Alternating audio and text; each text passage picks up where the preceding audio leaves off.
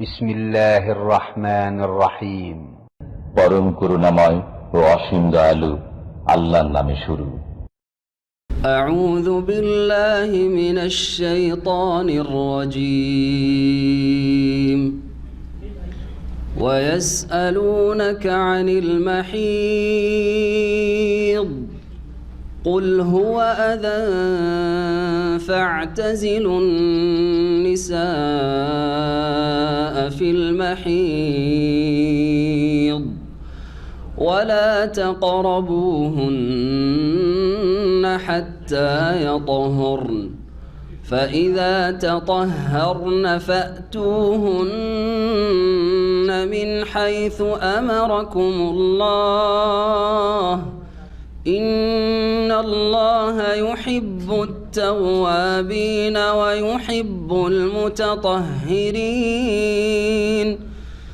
نساؤكم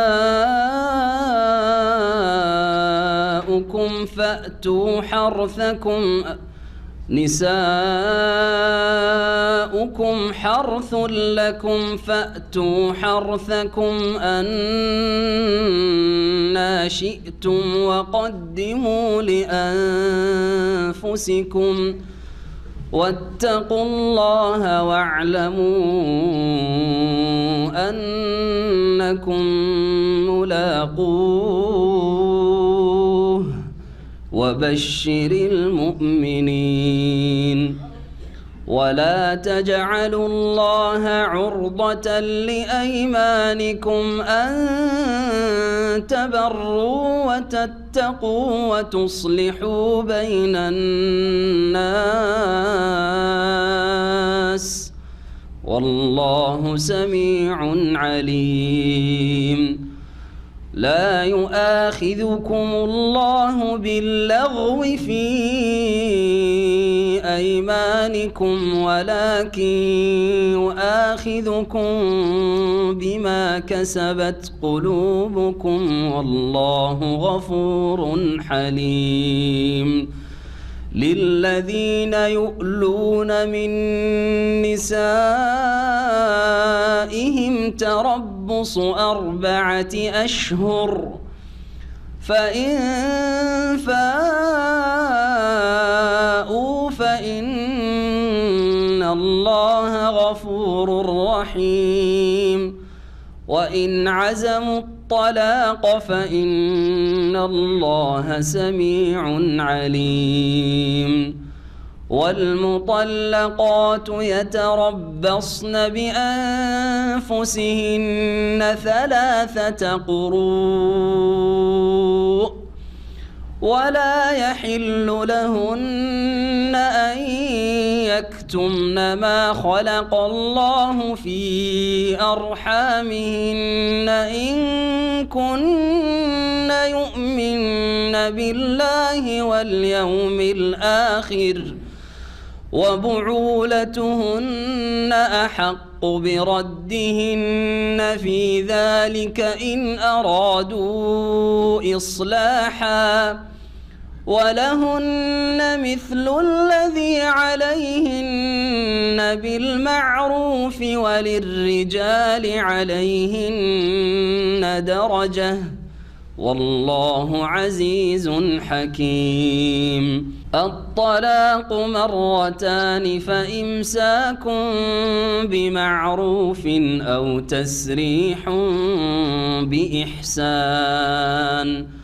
ولا يحل لكم أن تأخذوا مما آتيتموهن شيئا إلا أن يخافا ألا يقيما حدود الله فإن خفتم ألا يقيما حدود الله فلا جناح عليهما فيما افتدت به تلك حدود الله فلا تعتدوها ومن يتعد حدود الله فأولئك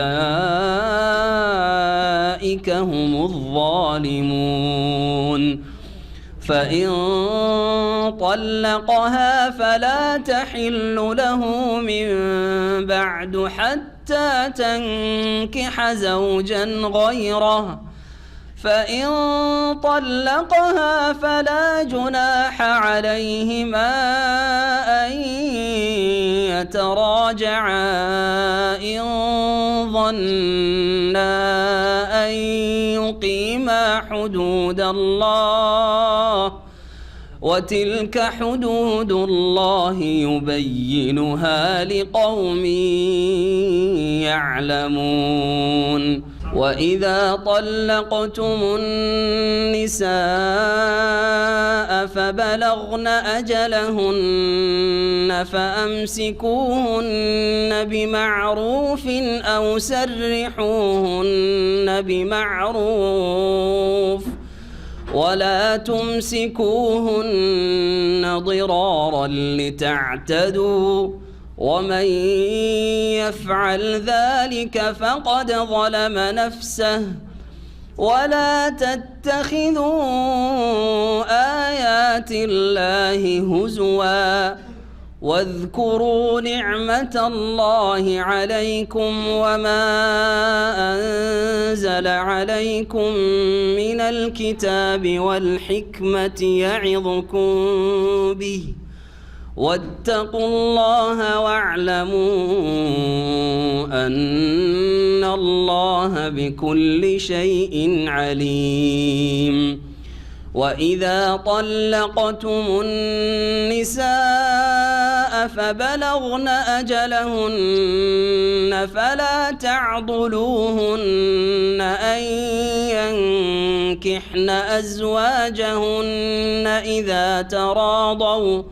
إذا تراضوا بينهم بالمعروف ذلك يوعظ به من كان منكم يؤمن بالله واليوم الآخر ذلكم أزكى لكم وأطهر والله يعلم وأنتم لا تعلمون.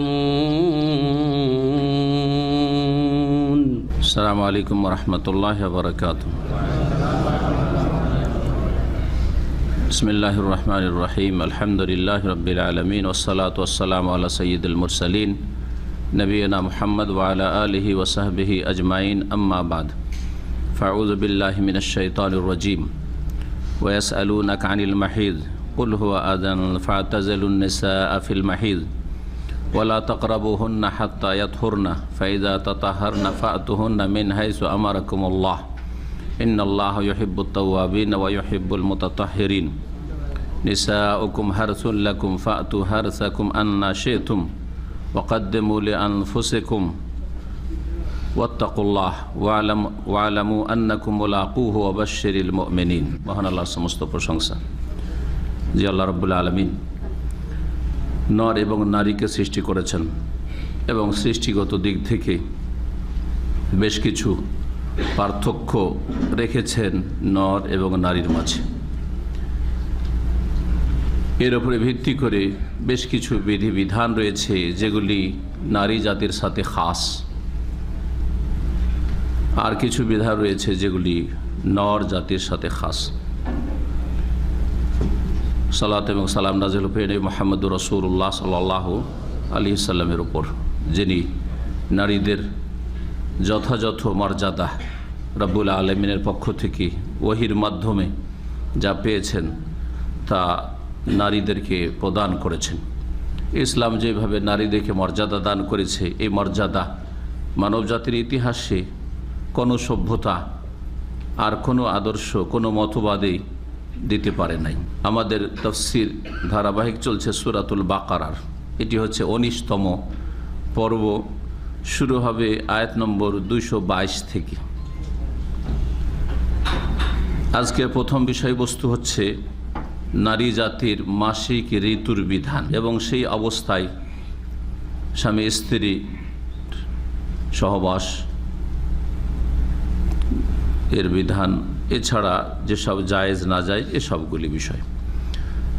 রব্বুল আলমিন ইরশাদ করছেন, ওয়াস আলুনাকা আনিল মাহিদ, হে নবী মুহাম্মদ সাল্লাল্লাহু আলাইহি সাল্লাম, লোকেরা তোমাকে জিজ্ঞেস করছে মাসিক ঋতু সম্পর্কে অথবা মাসিক ঋতুর অবস্থা সম্পর্কে। দুটোই অর্থ করা যেতে পারে। মাহিদ যদি আরবি গ্রামারে মাসদার বলা হয়, আরবিতে মাসদারের একটি প্রকরণ হচ্ছে মাসদার মিমি। মাহিজ মানে তাহলে হাইজ, হাইজ মানে হচ্ছে মাসিক ঋতু, ঋতুস্রাব, যা প্রতি মাসে মহিলাদের বিশেষ সময় রহেম থেকে, জরায়ু থেকে নির্গত হয়। জরায়ুর বাইরে থেকে যেটা ব্যাধির কারণে নির্গত হয়, আর সেটার কোনো টাইম টেবিল থাকে না, সময় থাকে না, যে কোনো সময় সেটা হতে পারে, সেটাকে মাসিক ঋতু বলা হয় না, যদিও সেটা রক্তস্রাব, কিন্তু সেই ব্লিডিংকে বা রক্তস্রাবকে হাইজ বা মাসিক ঋতু বলা হয় না, সেটাকে শরীয়তের ভাষায় ইস্তিহাদা বলা হয়। এটা হচ্ছে দ্বিতীয় প্রকারের রক্তস্রাব নারীদের। আর তৃতীয় হচ্ছে নেফাস, যেটা প্রসূতির পরে, নারীদের ছেলে মেয়ে ভূমিষ্ঠ হওয়ার পরে যেই রক্ত নির্গত হয় সেটা হচ্ছে নেফাস। আল্লাহ রাব্বুল আলামিন এখানে হাইজ সম্পর্কে জিজ্ঞাসার কথা বলছেন, মাসিক ঋতু সম্পর্কে, অথবা মাহির হচ্ছে জারফ, জারফে মাকান, হাইজের মাসিকের স্থান, অর্থাৎ মাসিকের অবস্থায় লজ্জা স্থানের ব্যবহার সম্পর্কে নারীদের, সেটা হতে পারে, অথবা এই সময়কাল সম্পর্কে হাইজের জারফে জামান বলা যেতে পারে সেটাকে, যে মাসিক ঋতুর অবস্থা সম্পর্কে, যতদিন মাসিক থাকবে এই সময়টার হুকুম কি, এই সময় কি সহবাস করা যাবে না যাবে না। সহবাস যদি না করা যায় তো অন্য সহবাস ছাড়া অন্য কিছু যেটা স্বামী স্ত্রীর মাঝে হয়ে থাকে বা শরীয়তে বৈধ, সেটা কি জায়েজ, যেমন একসাথে ঘুমানো, একসাথে খাওয়া দাওয়া করা, তাদের পাকশাক এবং তাদের শরীরে শরীর স্পর্শ করা, তারপরে আলিঙ্গন করা, চুম্বন করা, এসব জায়েজ কিনা, এ সমস্ত মাসাইল বলা যেতে পারে। আল্লাহ রাব্বুল আলামিন বলছেন, ওয়াস আলুনাকা আনিল মাহিদ। যারা আরবি গ্রামার বুঝেন, তাদের জন্য এই তফসিলটা বললাম যাতে করে তারা উপকৃত হতে পারে। তারা জিজ্ঞেস করছে আপনাকে, হে নবী মুহাম্মদ সাল্লাল্লাহু আলাইহি ওয়াসাল্লাম, আনিল মাহিদ, মাসিক ঋতু সম্পর্কে অথবা মাসিক ঋতুর স্থান বা সময়কাল বা অবস্থা সম্পর্কে, যেই সময়টায় মাসিক ঋতু থাকে ওই সময়টা সম্পর্কে জিজ্ঞেস করছে। কুল হুয়া আযান, হে নবী তুমি তাদের উত্তরে বলে দাও যে সেটা হচ্ছে অসুচি, সেটা হচ্ছে অপবিত্র, নাপাক, নোংরা বস্তু। মাসিক ঋতু হচ্ছে বড় নাপাক, নোংরা বস্তু, অসুচি। জি হ্যাঁ, আজান, এই আজা শব্দের অর্থ হয় কষ্টদায়ক। আজা মানে হচ্ছে কষ্টদায়ক। এখান থেকে নবী মুহাম্মদ রাসূলুল্লাহ সাল্লাল্লাহু আলাইহি ওয়াসাল্লাম মেন হাদিসে রয়েছে, ইমাতাতুল আজা আনিত তারিকে সাদাকা, রাস্তা থেকে কষ্টদায়ক বস্তুকে সরিয়ে ফেলা হচ্ছে সাদকা। রাস্তায় যে কোনো কষ্টদায়ক বস্তু পড়ে আছে, কষ্টদায়ক মানে পেশাব পায়খানা, নোংরা জিনিসও হইতে পারে, আবার কষ্টদায়ক এর চাইতে ব্যাপক, সেখানে ইট পাট খেলেও হইতে পারে, অথবা সেখানে কোনো মৃত জীবজন্তু হতে পারে, অথবা সেখানে কোনো গাছপালা হতে পারে, সেখানে কোনো কাঁটা হতে পারে, অনেক কিছু হইতে পারে। জি হ্যাঁ, যা মানুষকে কষ্ট দেয় চলাফেরার ক্ষেত্রে। এই ক্ষেত্রে আজা শব্দটি নবী করিম সাল্লাল্লাহু আলাইহি ওয়াসাল্লামের হাদিসে ব্যবহার করা হয়েছে। ইমাতাতুল আজা আনিত তারিকে সাদাকা, রাস্তা থেকে কষ্টদায়ক বস্তু সরিয়ে দেওয়া হচ্ছে সাদাকার সওয়াব বা সাদাকার। তো মাসিক ঋতুকে আজা কেন বলা হইল? জি হ্যাঁ, আজা হচ্ছে সেটা হচ্ছে নাপাক, নোংরা। জি, মাসিক ঋতু হচ্ছে বড় নাপাক। জি হ্যাঁ, এটা একটা দিক। আর একটা দিক হচ্ছে যে সেটা কষ্টদায়ক বটে। এই অবস্থায় যদি স্বামী স্ত্রী মিলন করে, যারা অসৎ লোক, যারা হালাল হারামের পার্থক্য করে না, যারা বেরিন অথবা আল্লাহর ভয় কম, মাসিক ঋতুর অবস্থায় স্বামী স্ত্রী মিলন করে, তাদের জন্য চরম ক্ষতি সাধন করে এই মিলন, জি চরম ক্ষতি সাধন করে। জি হ্যাঁ, এই ক্ষতিগুলি যারা মেডিকেল সায়েন্সের বিশেষজ্ঞ তারা বেশি বলবে, কিন্তু আজকালকার জামানার সবচেয়ে বড় ব্যাধি যেটা দুরারোগ্য ব্যাধি এডসের পিছনে কারণ হচ্ছে হয় সমকামিতে, আর না হইলে ওই যে অবৈধ জেনা অর্থাৎ ওই সব মহিলাদের সাথে মেলন যারা একাধিক পুরুষের সাথে মিলিত হয়, মানে জেনা ব্যভিচার করে, আর অথবা ওই সব অসৎ পুরুষদের সাথে সঙ্গম যারা একাধিক স্ত্রীর সাথে মিলন করে, অথবা হাইজ মাসিকের অবস্থায় স্বামী স্ত্রী সহবাস করে। এগুলি হচ্ছে মূল কারণ, এই মারাত্মক যৌন সম্পর্কীয় ব্যাধির কারণ। আল্লাহ রাব্বুল সেজন্য বলেছেন আযান, এগুলি হচ্ছে কষ্টদায়ক। এই অবস্থায় যদি মিলিত হও হাইজের অবস্থায়, তাহলে সেটা তোমাদের বিভিন্ন ক্ষেত্রে কষ্ট দেবে, যেটা তোমাদের জন্য বড় কষ্টের কারণ হবে। এবং আল্লাহ রাব্বুল আলামিন বড় দয়ালু আরহামুর রাহিমিন, তাই তিনি এই ঘোষণা করছেন কুল হুয়া আযা, নাপাকও বটে এবং কষ্টদায়কও বটে। যখন কষ্টদায়ক এবং নাপাক অসুচি, ফাতাজিলুন নিসা ফিল মাহিজ, সুতরাং তোমরা স্ত্রীদের থেকে দূরে থাকো, সরে থাকো। ইতেজালা মানে পৃথক হয়ে যাওয়া, শাব্দিক অর্থ। স্ত্রী সঙ্গম থেকে বা স্ত্রী সহবাস থেকে তোমরা বিরত থাকো, স্বামী স্ত্রী মিলন বর্জন করো। ফিল মাহিজে মাসিক অবস্থায়, মাসিক চলাকালীন, এখানে ফিল মাহিজ মাসিক চলাকালীন, হাইজ মাসিক ঋতু অবস্থায় তুমি স্বামী স্ত্রী মিলন করো না। ওয়ালা তাকরাবুহুন্না হাত্তা ইয়াতহুরনা, কতদিন পর্যন্ত এরকম দূরে থাকতে হবে, স্বামী স্ত্রী মিলন করা যাবে না মাসিক আসলে? আল্লাহ বলছেন তাদের নিকটবর্তী হবে না, স্ত্রীদের কাছেও যাবে না, অর্থাৎ তাদের সাথে সহবাস করবে না যতক্ষণ পর্যন্ত তারা পাক পবিত্র না হয়ে যায়। হাত্তা ইয়াতহুরনা, এই পাক পবিত্র হয়ে যাওয়া মানে হচ্ছে প্রাথমিক কি হয়ে যাওয়া, রক্ত বন্ধ হয়ে যাওয়া, মাসিক ঋতু বন্ধ হয়ে যাওয়া। মাসিক ঋতু বন্ধ হয়ে গেল, তারপরে আল্লাহ বলছেন ফাইজা তাতাহারনা ফাতুহুন্না মিন হাইসু আমারাকুমুল্লাহ, যখন তারা পবিত্রতা অর্জন করে নেবে। এখানে লক্ষণীয় শব্দ কোরআনে কারীমের, এগুলি দিয়ে ফিকহি মাসলার ইস্তেমবাত করা যেতে পারে, এবং এইগুলি সূক্ষ্মভাবে যারা গবেষণা করতে পারবে তাদেরকেই ফতোয়া দেওয়া উচিত। আর এমনি যেই সেই শুনে শুনে ফতোয়া দেওয়া অথবা এলোপাথারি ঝেড়ে দেওয়া, এগুলি চরম অপরাধ, যেগুলি সর্বনাশ করবে এই ধরনের মুফতিদেরকে। আল্লাহ রাব্বুল আলামিন কি বলছেন যে অতদিন পর্যন্ত বা অতক্ষণ পর্যন্ত তোমরা স্বামী স্ত্রী সহবাস করে যতক্ষণ পর্যন্ত পাক পবিত্র না হয়ে যাবে, হয়ে যাওয়ার কথা আল্লাহ বলেন, ইয়াতহুরনা। কিন্তু তারপরে বলছেন ফাইজা তাতাহারনা, যখন তারা পবিত্রতা অর্জন করে নেবে। তাতাহারা মানে পবিত্রতা অর্জন করা।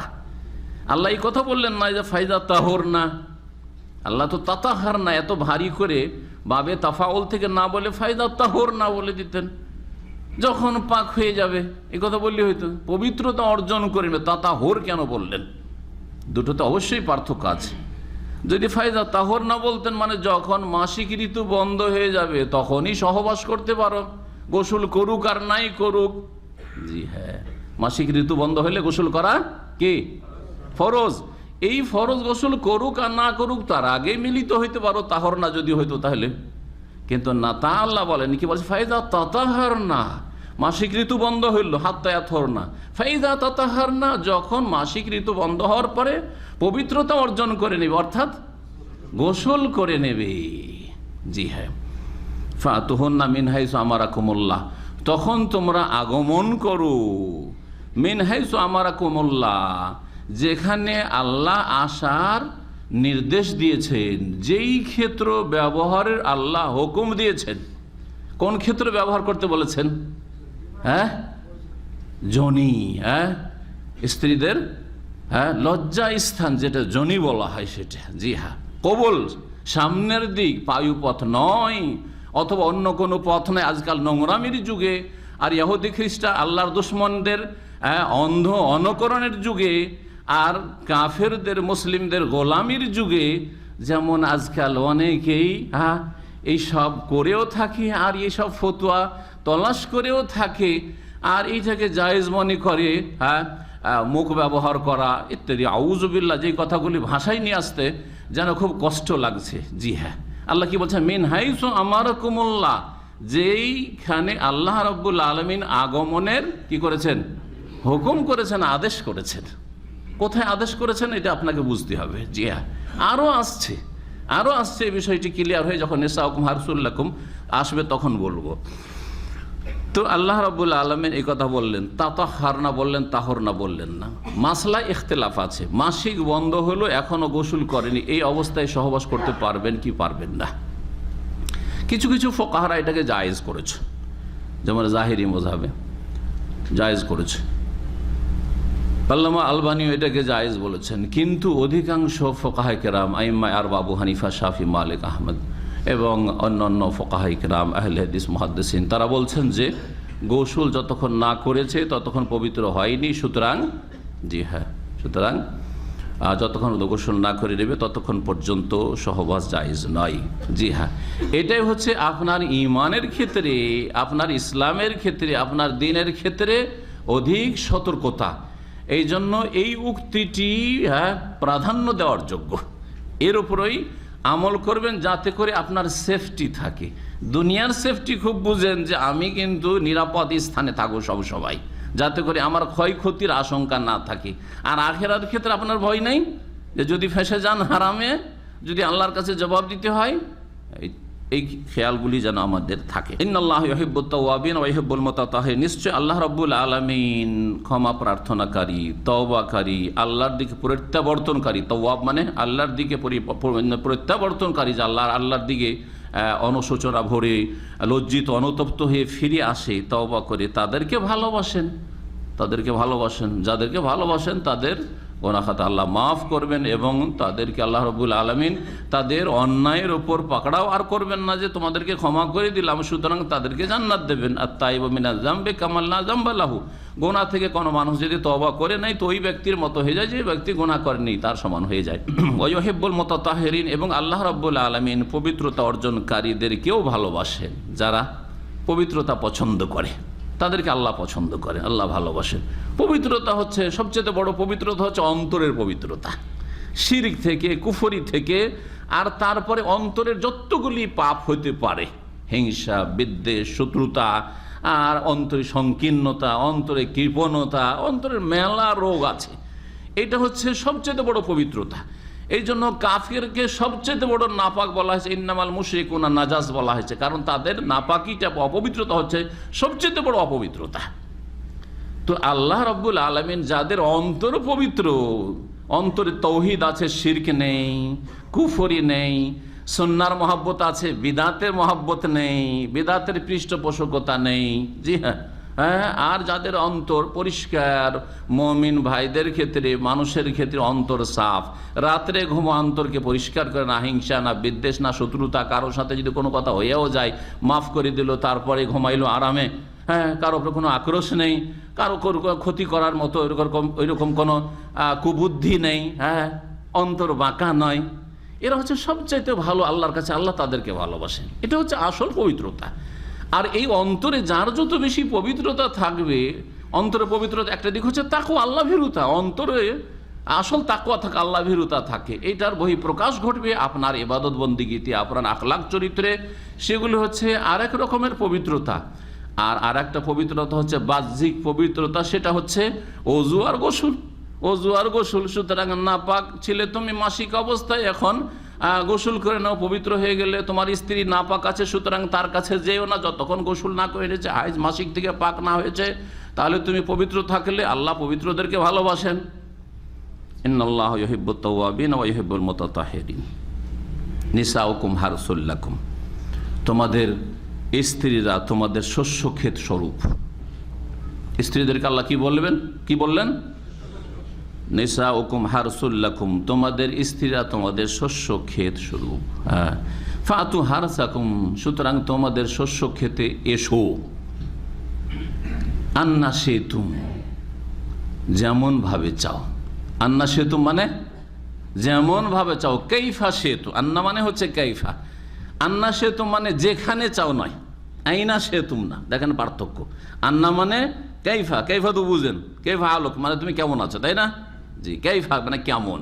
আর আইনা মানে কোথায়, হ্যাঁ, বা যেথায়। জি হ্যাঁ, আইনা সেতুম না মানে যেখানে চাও, যে কোনো জায়গায় চাও। না না না, এই কথা বলেননি। আন্না সেতুম, কাইফা সেতুম, যেভাবে চাও না কেন, কিন্তু ক্ষেত্র একটি, ক্ষেত্র একটি, দ্বিতীয় কোনো ক্ষেত্র নেই। জায়গা জমি হচ্ছে তোমার একটাই মাত্র। জি হ্যাঁ, তোমার স্ত্রীর সহবাসের ক্ষেত্রে, স্ত্রী মিলনের ক্ষেত্রে ক্ষেত্র বা জায়গা স্থান হচ্ছে মাত্র একটি, সেটা তোমার শস্য ক্ষেত। শস্য ক্ষেত কাকে বলে, শস্য ক্ষেত কাকে বলে বুঝে, তাহলে সহজে বুঝে যাবেন। হ্যাঁ, যেখানে ফসল হয়, বীজ বপন করবেন, বীজ ছিটাবেন, আর তারপরে ফসল আসবে, ঠিক না? তাহলে এমন জায়গায় সহবাস হইতে হবে, এমন স্থানে যেখানে বীর্যপাত করলে কি হয়, ফসল হয়। আর সেই ফসলটা কি? হ্যাঁ, ছেলে মেয়ে, সন্তান সন্ততি। আর সন্তান সন্ততি গর্ভধারণের জায়গা হচ্ছে মাত্র একটা, পায়ুপথ না, আর মুখপথ নয়, বরং সেটা হচ্ছে জনিপথ। বোঝা গেছে কিনা? জি হ্যাঁ। নিসাউকুম হারসুল্লাকুম ফাতু হারসাকুম আন্না শিতুম ওয়াকাদ্দিমু লিআনফুসিকুম ওয়াত্তাকুল্লাহ। এবং তোমরা নিজেদের জন্য অগ্রিম কিছু প্রেরণ করো। অগ্রিম কিছু কি করো? প্রেরণ করো। এটার একটা অর্থ হচ্ছে ব্যাপক অর্থ। জীবনের প্রতিটি ক্ষেত্রে তোমরা আল্লাহর কাছে যেতে হবে, সবাইকে যেতে হবে, আল্লাহর সাথে সবাইকে কি করতে হবে? সাক্ষাৎ করতে হবে। সুতরাং তোমরা অগ্রিম কিছু পাঠাও, সব এখানে রেখে দিও না। যা আপনি খাওয়া দাওয়া করলেন তা এখানে রেখে দিলেন, হজম হয়ে গেল, লোড হওয়ার পরে আনলোড হয়ে গেল, ঠিক না? যা কাপড় চোপড় ব্যবহার করলেন তা পুরানো হয়ে গেল, ছিঁড়ে গেল, শেষ হয়ে গেল, ঠিক না? লাবেস্তা ফাবলাইত আকালতা ফাফানাইতা। জি হ্যাঁ, খেলেন শেষ, পড়লেন পুরাতন করে দিলেন শেষ। নবী কারীম সাল্লাল্লাহু আলাইহি ওয়াসাল্লাম হাদিসে রয়েছে। জি হ্যাঁ, ছেলে মেয়ে আর কিছু রেখে দিলেন জমা করে, যেগুলো থাক, ভবিষ্যৎ বলে থাক, ওগুলো কার? তোমার কিন্তু না। সেগুলি কার?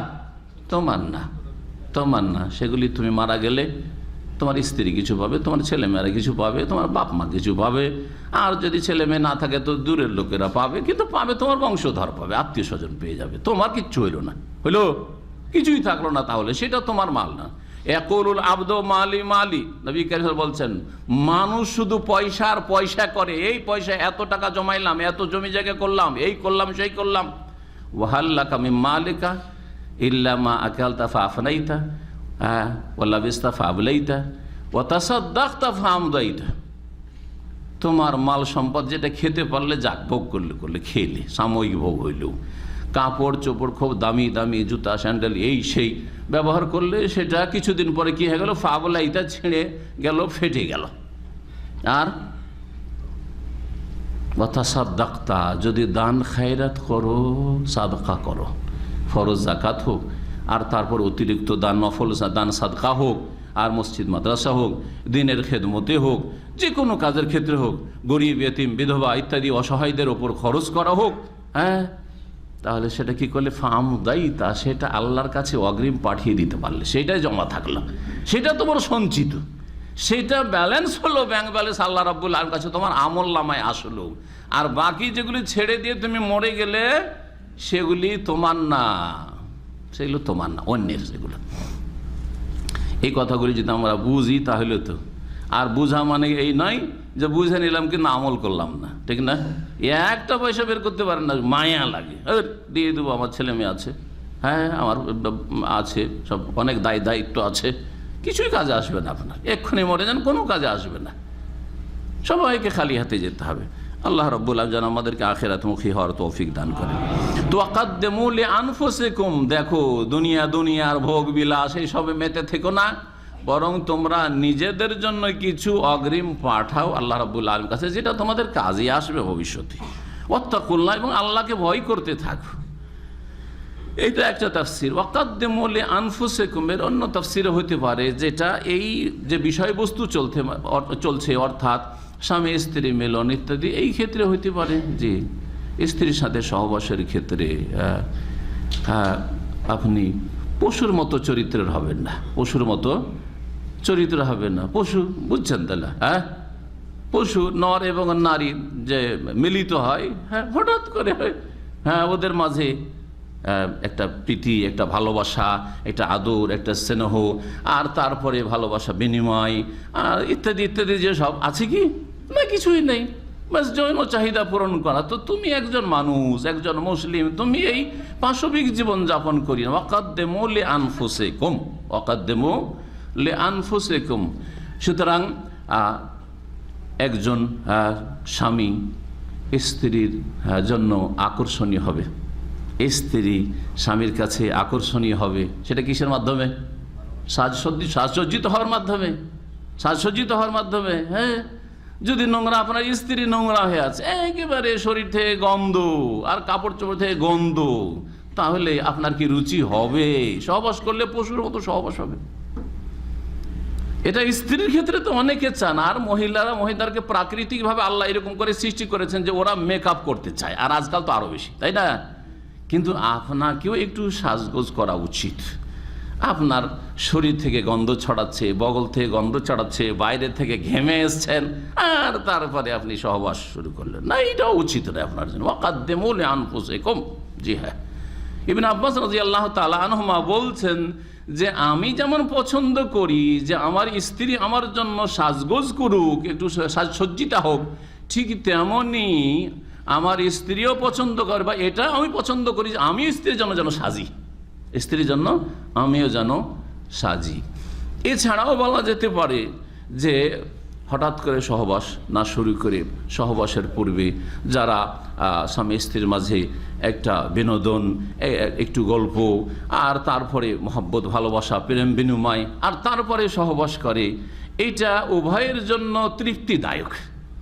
পক্ষান্তরে হঠাৎ করে শুরু করলে সেটা কারোর জন্য সেটা প্রীতিকর হয় না, আর বিশেষ করে স্ত্রীদের মন ভরে না, অশান্তি থেকে যায়, জ্বালা থেকে যায়, যেটা অনেক যুবকরাই বুঝে না। জি হ্যাঁ, ওয়াকাদ্দিমু লিআনফুসিকুম ওয়াত্তাকুল্লাহ ওয়ালামু আন্নাকুম মুলাকু। আর জেনে রাখো যে নিশ্চয়ই তোমরা আল্লাহর সাথে সাক্ষাৎ করবে, আল্লাহর সাথে মিলিত হবে, আল্লাহর সামনে হাজির হবে। ওয়াবাশশিরিল মুমিনিন, আর মুমিনদেরকে, মুসলিমদেরকে সুসংবাদ দিয়ে দাও। মুমিন মুসলিম মানে জাতিতে যারা মুসলিম না, আকীদায়, ইবাদতে, আখলাকে যারা মুসলিম, হ্যাঁ, তাদের জন্য সুসংবাদ রয়েছে। ওয়াবাশশিরিল মুমিনিন, সুসংবাদ কিসের আল্লাহ বলেননি, সুসংবাদ দাও, কিন্তু কিসের সুসংবাদ? পার্থিব জীবনে সুখ শান্তির সুসংবাদ না পারলৌকিক সুসংবাদ? হ্যাঁ, কোন ক্ষেত্রে সুসংবাদ? শুধু জান্নাতের সুসংবাদ? না না না, জান্নাতের সুসংবাদ তো আছেই। ওয়াবশিরু বিল জান্নাতিল্লাতী কুনতুম তুআদুন, অন্য আয়াতে রয়েছে। কিন্তু যেখানে আল্লাহ শুধু সুসংবাদ দেওয়াও বলে ছেড়ে দিয়েছেন, ফাবাশশির ইবাদ, আল্লাহ বলছেন সূরা জুমারে, আমার বান্দাদেরকে সুসংবাদ দিয়ে দাও। সুসংবাদ কি বস্তুর তা বলা হয়নি। যখন বলা হয়নি তখন সেখানে অর্থের ব্যাপকতা রয়েছে। সার্বিক জীবনে মুমিন মুসলিমদের জন্য কি রয়েছে? সুসংবাদ রয়েছে। সুতরাং দুনিয়াতে সত্যিকার অর্থে মুমিন হয়ে যেতে পারলে তাদেরকে মান ইজ্জতের সুসংবাদ রয়েছে, বিজয়ের সুসংবাদ রয়েছে। ওয়া উখরা তুহিব্বুনাহা নাসরুম মিনাল্লাহি ওয়া ফাতহুন করিব ওয়া আনতুমুল আলাউনা ইন কুনতুম মুমিনিন। জি, নেতৃত্বের সুসংবাদ রয়েছে, ইত্যাদি ইত্যাদি। মানসিক শান্তির সুসংবাদ রয়েছে। শুধু পয়সাতে শান্তি হয় না। আবার এটা বলবে না যদি পয়সা বেশি হইলে, পয়সা বেশি হয়েও শান্তি পায় না, আর অল্প পয়সাতে অনেক সুখী পরিবার। জি হ্যাঁ, ওয়াবাশশিরিল মুমিনিন, দুনিয়া এবং আখিরাতের সার্বিক কল্যাণের সুসংবাদ দিয়ে দাও মুমিনদের। আল্লাহ রাব্বুল আলামিন তারপরে ইরশাদ করছেন, ওয়ালা তাজআলুল্লাহা উরদাতান লিআইমানিকুম আন তাবাররু ওয়া তাত্তাকু ওয়া তুসলিহু বাইনান নাস ওয়াল্লাহু সামিউন আলিম। এই আয়াতের তাফসীর শুরু করার আগে মাসিক ঋতু সম্পর্কে যে আয়াত নাজিল হয়েছে, দুটি আয়াতের তাফসীর করলাম। এর শানে নজুল সম্পর্কে যা বলা হয়েছে সহিহ মুসলিমে রয়েছে, মুসনাদে আহমদে রয়েছে, আনাস রাদিয়াল্লাহু তাআলা আনহু থেকে বর্ণিত, তা শোনাই। ইহুদিরা তাদের নারীদের মাসিক অবস্থায় কি আচরণ করত এ সম্পর্কে আনাস রাদিয়াল্লাহু তাআলা বলছেন, আন্নাল ইয়াহুদা কানু ইযা হাদাতিল মারআতু মিনহুম লাম ইউআকিলুহা ওয়া লাম ইউজামিউহা ফিল বুয়ুত। ইহুদিদের আচরণ এমন ছিল, তাদের ধর্ম হইতে পারে, কারণ ইহুদি ধর্মে তাওরাতের বিধানে কঠোরতা ছিল, বেশি কঠোরতা ছিল, তাফরীত। পক্ষান্তর এর একেবারে বিপরীত ছিল ইনজিলের বিধানে ঈসা আলাইহিস সালামের মাধ্যমে যে দিন আল্লাহ নাযিল, তাতে ইফরাত মানে অনেক ছাড়, অনেক ছাড়, অনেক ছাড় ছিল। দ্বীনে ইসলাম এই দুই ইফরাত এবং তাফরীত, হ্যাঁ, বেশি ছাড় আর খুব বেশি সংকীর্ণতা, এই দুইয়ের মাঝামাঝি দিন, যে দিনুল ওয়াসাতিয়া, মধ্যম পন্থার দিন। এই উম্মত হচ্ছে উম্মতে ওয়াসাত, শ্রেষ্ঠ উম্মত এবং মধ্যমপন্থী উম্মত। আর কোরআন কারীমের বিধানে রয়েছে মধ্যম পন্থা সার্বিক ক্ষেত্রে। তো ইহুদিরা করতো কি, তাদের স্ত্রীরা যদি ঋতুবতী হইতো তাহলে একসাথে খাওয়া দাওয়া করতো না, থালা প্লেট আলাদা, হাঁড়ি বাসন আলাদা, পাক শাক আলাদা, ওদের হাতের পাক শাকও খেত না, লাম ইউআকিলুহা, একসাথে বসেও খেত না এক দস্তরখানে।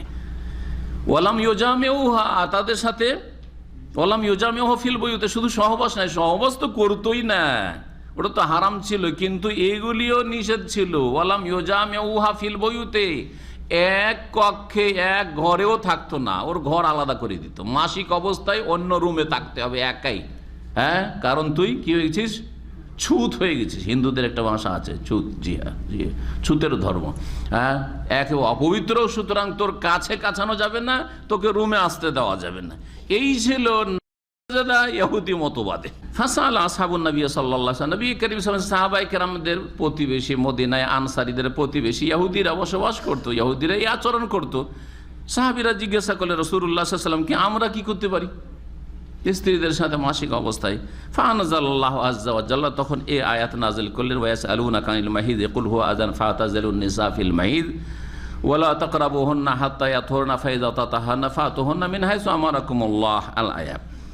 এই আয়াত শেষ হলো। ফাকালা রাসূলুল্লাহ সাল্লাল্লাহু আলাইহি ওয়াসাল্লাম এই আয়াত পড়ে শুনিয়ে দিলেন, আর তারপরে বলে ইসনাউ কুল্লা শাইইন ইল্লা নিকাহ, তোমরা স্ত্রীর সাথে সব কিছুই করতে পারবে একমাত্র সহবাস ছাড়া। ইল্লা নিকাহ, এখানে নিকাহ মানে সহবাস। নেকার দুটি অর্থ হয়, নেকার দুটি অর্থ হয়। অনেক শব্দ আছে আরবি ভাষায়, যেই শব্দের এক শব্দের একাধিক অর্থ রয়েছে, একাধিক অর্থ রয়েছে। নেকাহ মানে হচ্ছে সহবাস, জেমা, আর নেকাহ মানে হচ্ছে বিবাহ বন্ধন, আকদে নেকাহ, বিবাহের বন্ধন। জি হ্যাঁ, একজন যুবক যুবতীর যে বৈধ সম্পর্ক কায়েম করে দেওয়া, যেটাকে আকদে নেকাহ, এটাকে নেকাহ বলা হয়। আসল অর্থ কিন্তু সহবাস।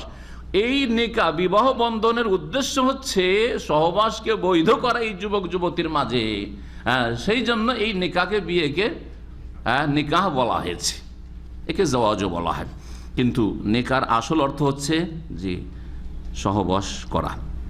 নবী সাল্লাল্লাহু আলাইহি ওয়াসাল্লামের হাদিসে এই আসল শব্দটির অর্থে ব্যবহৃত হয়েছে। তোমরা সব কিছু স্ত্রীর সাথে করতে পারো, একমাত্র মাসিক অবস্থায় কি করতে পারবে না, ইল্লা নেকাহ মানে সহবাস করতে পারবে না। সহবাস ছাড়া সব কিছু, এক বিছানায় ঘুমাও, আলিঙ্গন করো, লজ্জা স্থান ছাড়া শরীরের যে কোনো জায়গায় স্পর্শ করতে পারো, কোনো অসুবিধা নেই। বালাগা যালিকাল ইয়াহুদ, ইহুদিদের কাছে এই খবর পৌঁছিল যে নবী করিম সাল্লাল্লাহু আলাইহি ওয়াসাল্লাম সব কিছুকে জায়েজ করেছেন সহবাস ছাড়া, মাসিক অবস্থায় সব কিছু জায়েজ বলে দিয়েছেন, একমাত্র সহবাস ছাড়া নবী করিম সাল্লাল্লাহু আলাইহি ওয়াসাল্লাম। তখন ইহুদিরা মন্তব্য করলো বেরূপ, মা ইউরিদু হাযার রাজুল আন ইয়াদা মিন আমরিনা শাইআন ইল্লা খালাফানা ফিহি, এই লোক যে মক্কা থেকে এসেছে, আমাদের দেশে এই রিফিউজিকে এই নজরই দেখা হয়, তাই না?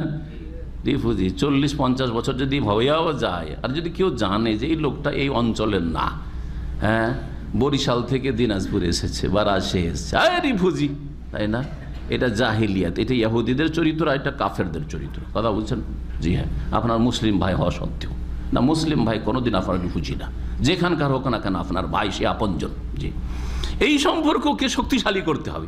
এই সম্পর্ক ঢিলা হয়ে গেছে, এই সম্পর্ক দুর্বল হয়ে গেছে, মুসলিম জাতি আল্লাহর কাছে লাঞ্ছিত হয়েছে, আর কাফের জাতি তাদের ওপর ঝাঁপিয়ে পড়েছে। একবারে সার কথা। জি হ্যাঁ, এই সম্পর্ককে অটুট করুন, এই সম্পর্ককে শক্তিশালী করুন, যেটা কুফরি শক্তি চাই না। হ্যাঁ, আর এই সব জাতীয়তা ফাতীয়তা বাদ দেন, আর আঞ্চলিকতা বাদ দেন, দেখবেন কাফের রাগান্বিত হবে, কাফেররা কষ্ট পাবে, কিছুই করতে পারবে না, আল্লাহ সন্তুষ্ট হবেন, আর বিজয় আসন্ন হবে। আল্লাহ রাব্বুল যেন তৌফিক দান করেন। তো বলছিলাম যে ইহুদিরা বললো যে আরে এই লোক মক্কা থেকে এসে শুধু আমাদের বিরোধিতা আর বিরোধিতা, এর কাজ নেই, যে কোনো ব্যাপারে আমরা যদি কিছু করি ওর উল্টো মোহাম্মদকে করতে হবে সাল্লাল্লাহু আলাইহি ওয়াসাল্লাম। কথা বলছেন, এই ছিল ইহুদিদের খারাপ মন্তব্য। ফাজা উসাইদ ইবনে হুদাইর ও আব্বাদ ইবনে বিশর, এই দুই সাহাবী আনসারী সাহাবী দুইজন নবী করিম সাল্লাল্লাহু আলাইহি ওয়াসাল্লামের কাছে চলে আসলেন এই ইহুদিদের এই খারাপ মন্তব্য শুনে। ফাকালা, উভয় এসে বলে ইয়া রাসূলুল্লাহ, হে আল্লাহ রাসূল, ইন্নাল ইয়াহুদা কালাত কাযা ওয়া কাযা, ইহুদিরা এই ধরনের খারাপ মন্তব্য করেছে আপনার সম্পর্কে। এই লোক মক্কা থেকে এসেছে, আসার পরে শুধু আমাদের বিরোধিতা শুরু করেছে, আমাদের ধর্মের সব ক্ষেত্রে বিরোধিতা করতে হবে, যেটা আমরা করব তার উল্টা ওকে করতেই হবে, এইরকম কথা বলছে।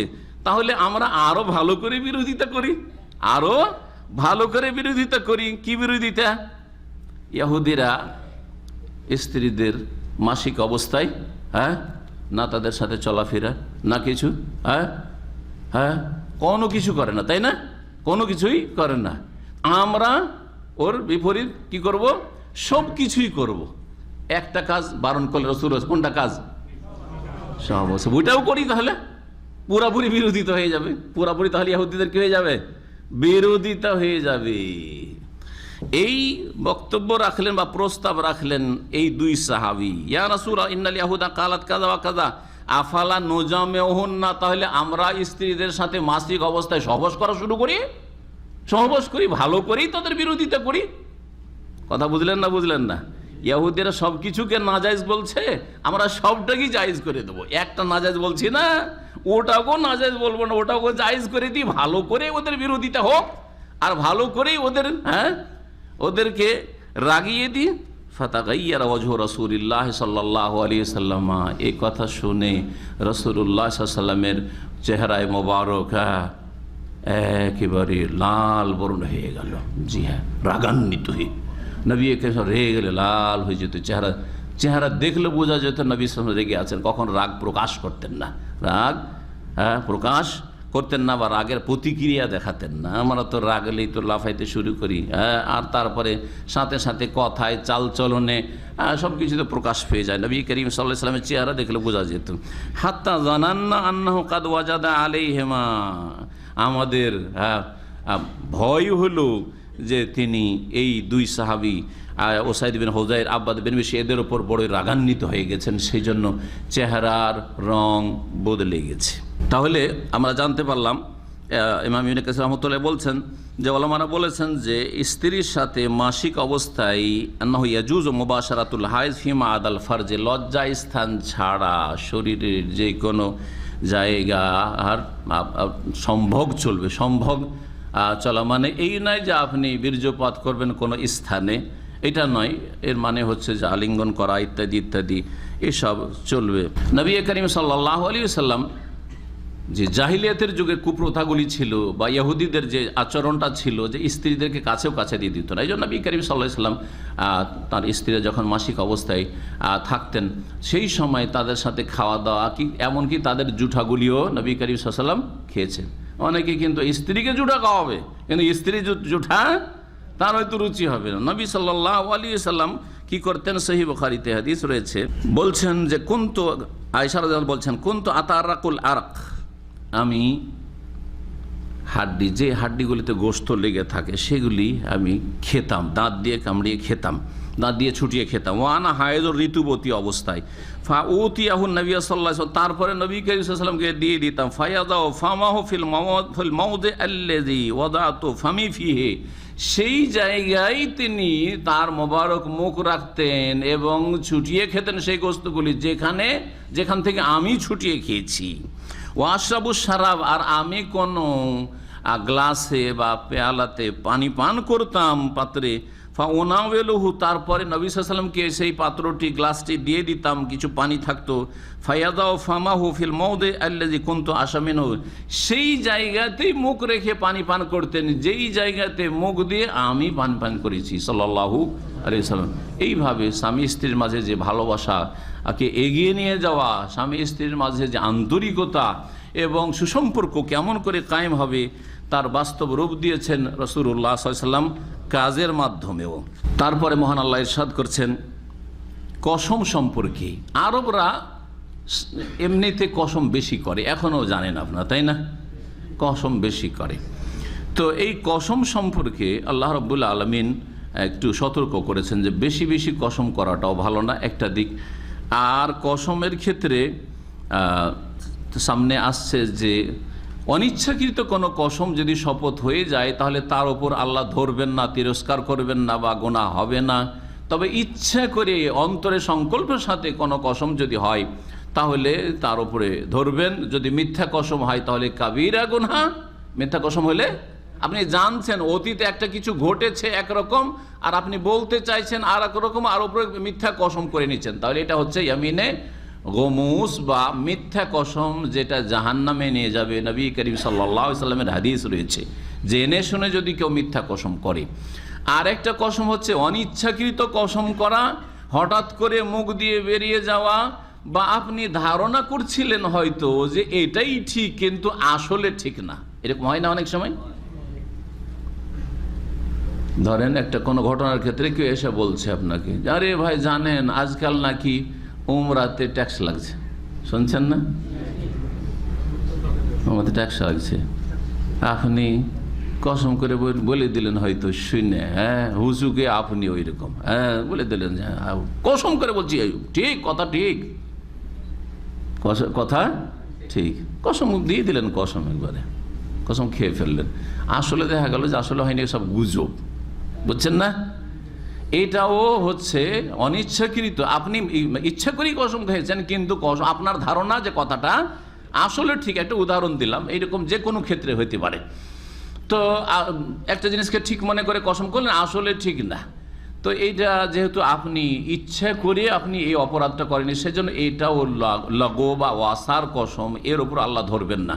তো দ্বিতীয় রকমের কসম হচ্ছে কাসামে বা ইয়ামিনে লাগো, ইয়ামিনে গমুস, মিথ্যা কসম করা অতীতের কোনো কিছুর ওপর।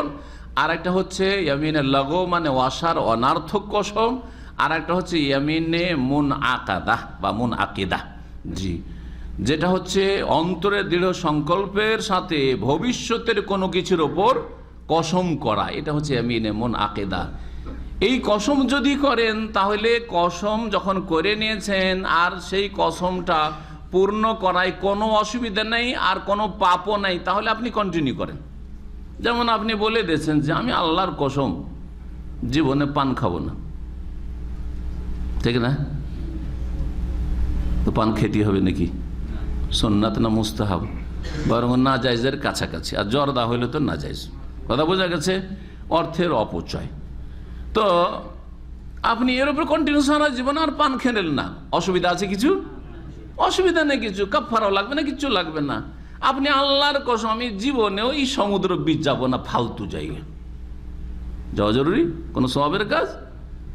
সুতরাং সারা জীবন সবাই যাচ্ছে, চলো চলো, আমি যাবো না ভাই, আমি কসম করে নিচ্ছি আমি যাবো না, অসুবিধা আছে, যাবো না, ঠিক না?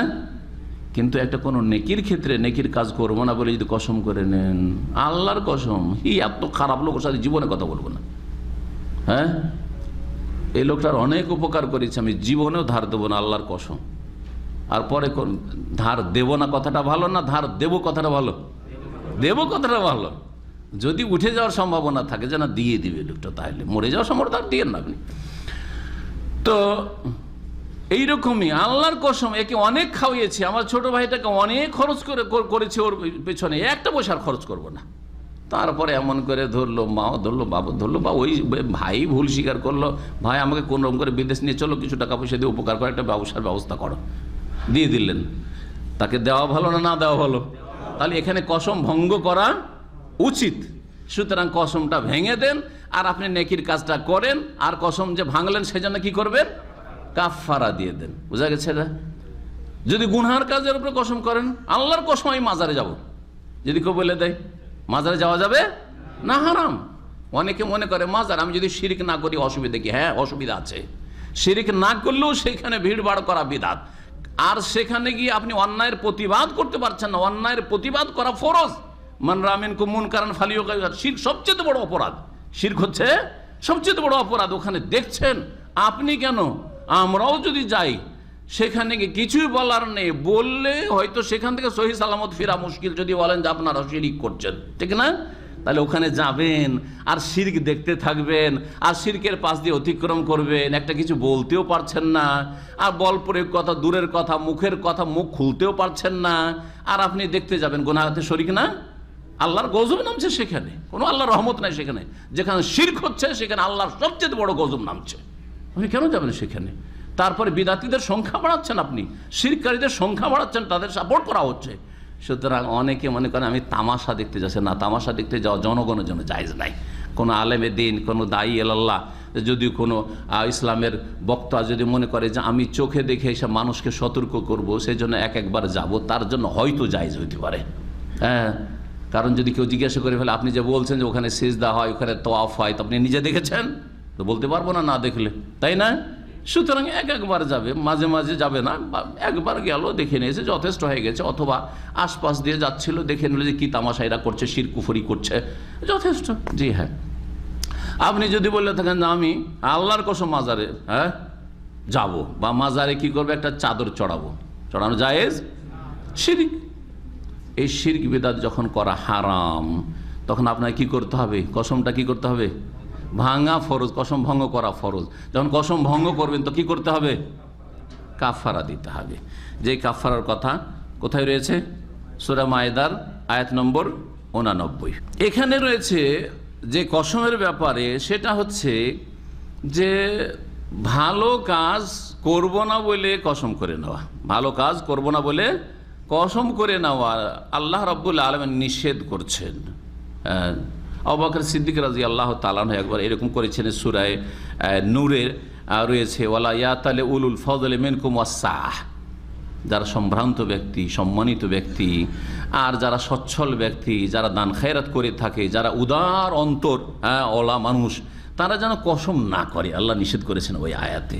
ঠিক এইরকমই এই আয়াতটি, যে ভালো কাজ করব না বলে কসম করে নেওয়া, আর কসমটাকে একটা অজুহাত বানানো, যে আমি কসম করে নিয়েছি ভাই তোমাদের মসজিদ আমি দান করব না, তোমাদের মাদ্রাসায় দান করব না, তোমাদের সাথে আমি থাকবো না, আল্লাহ নিষেধ করছেন এটা।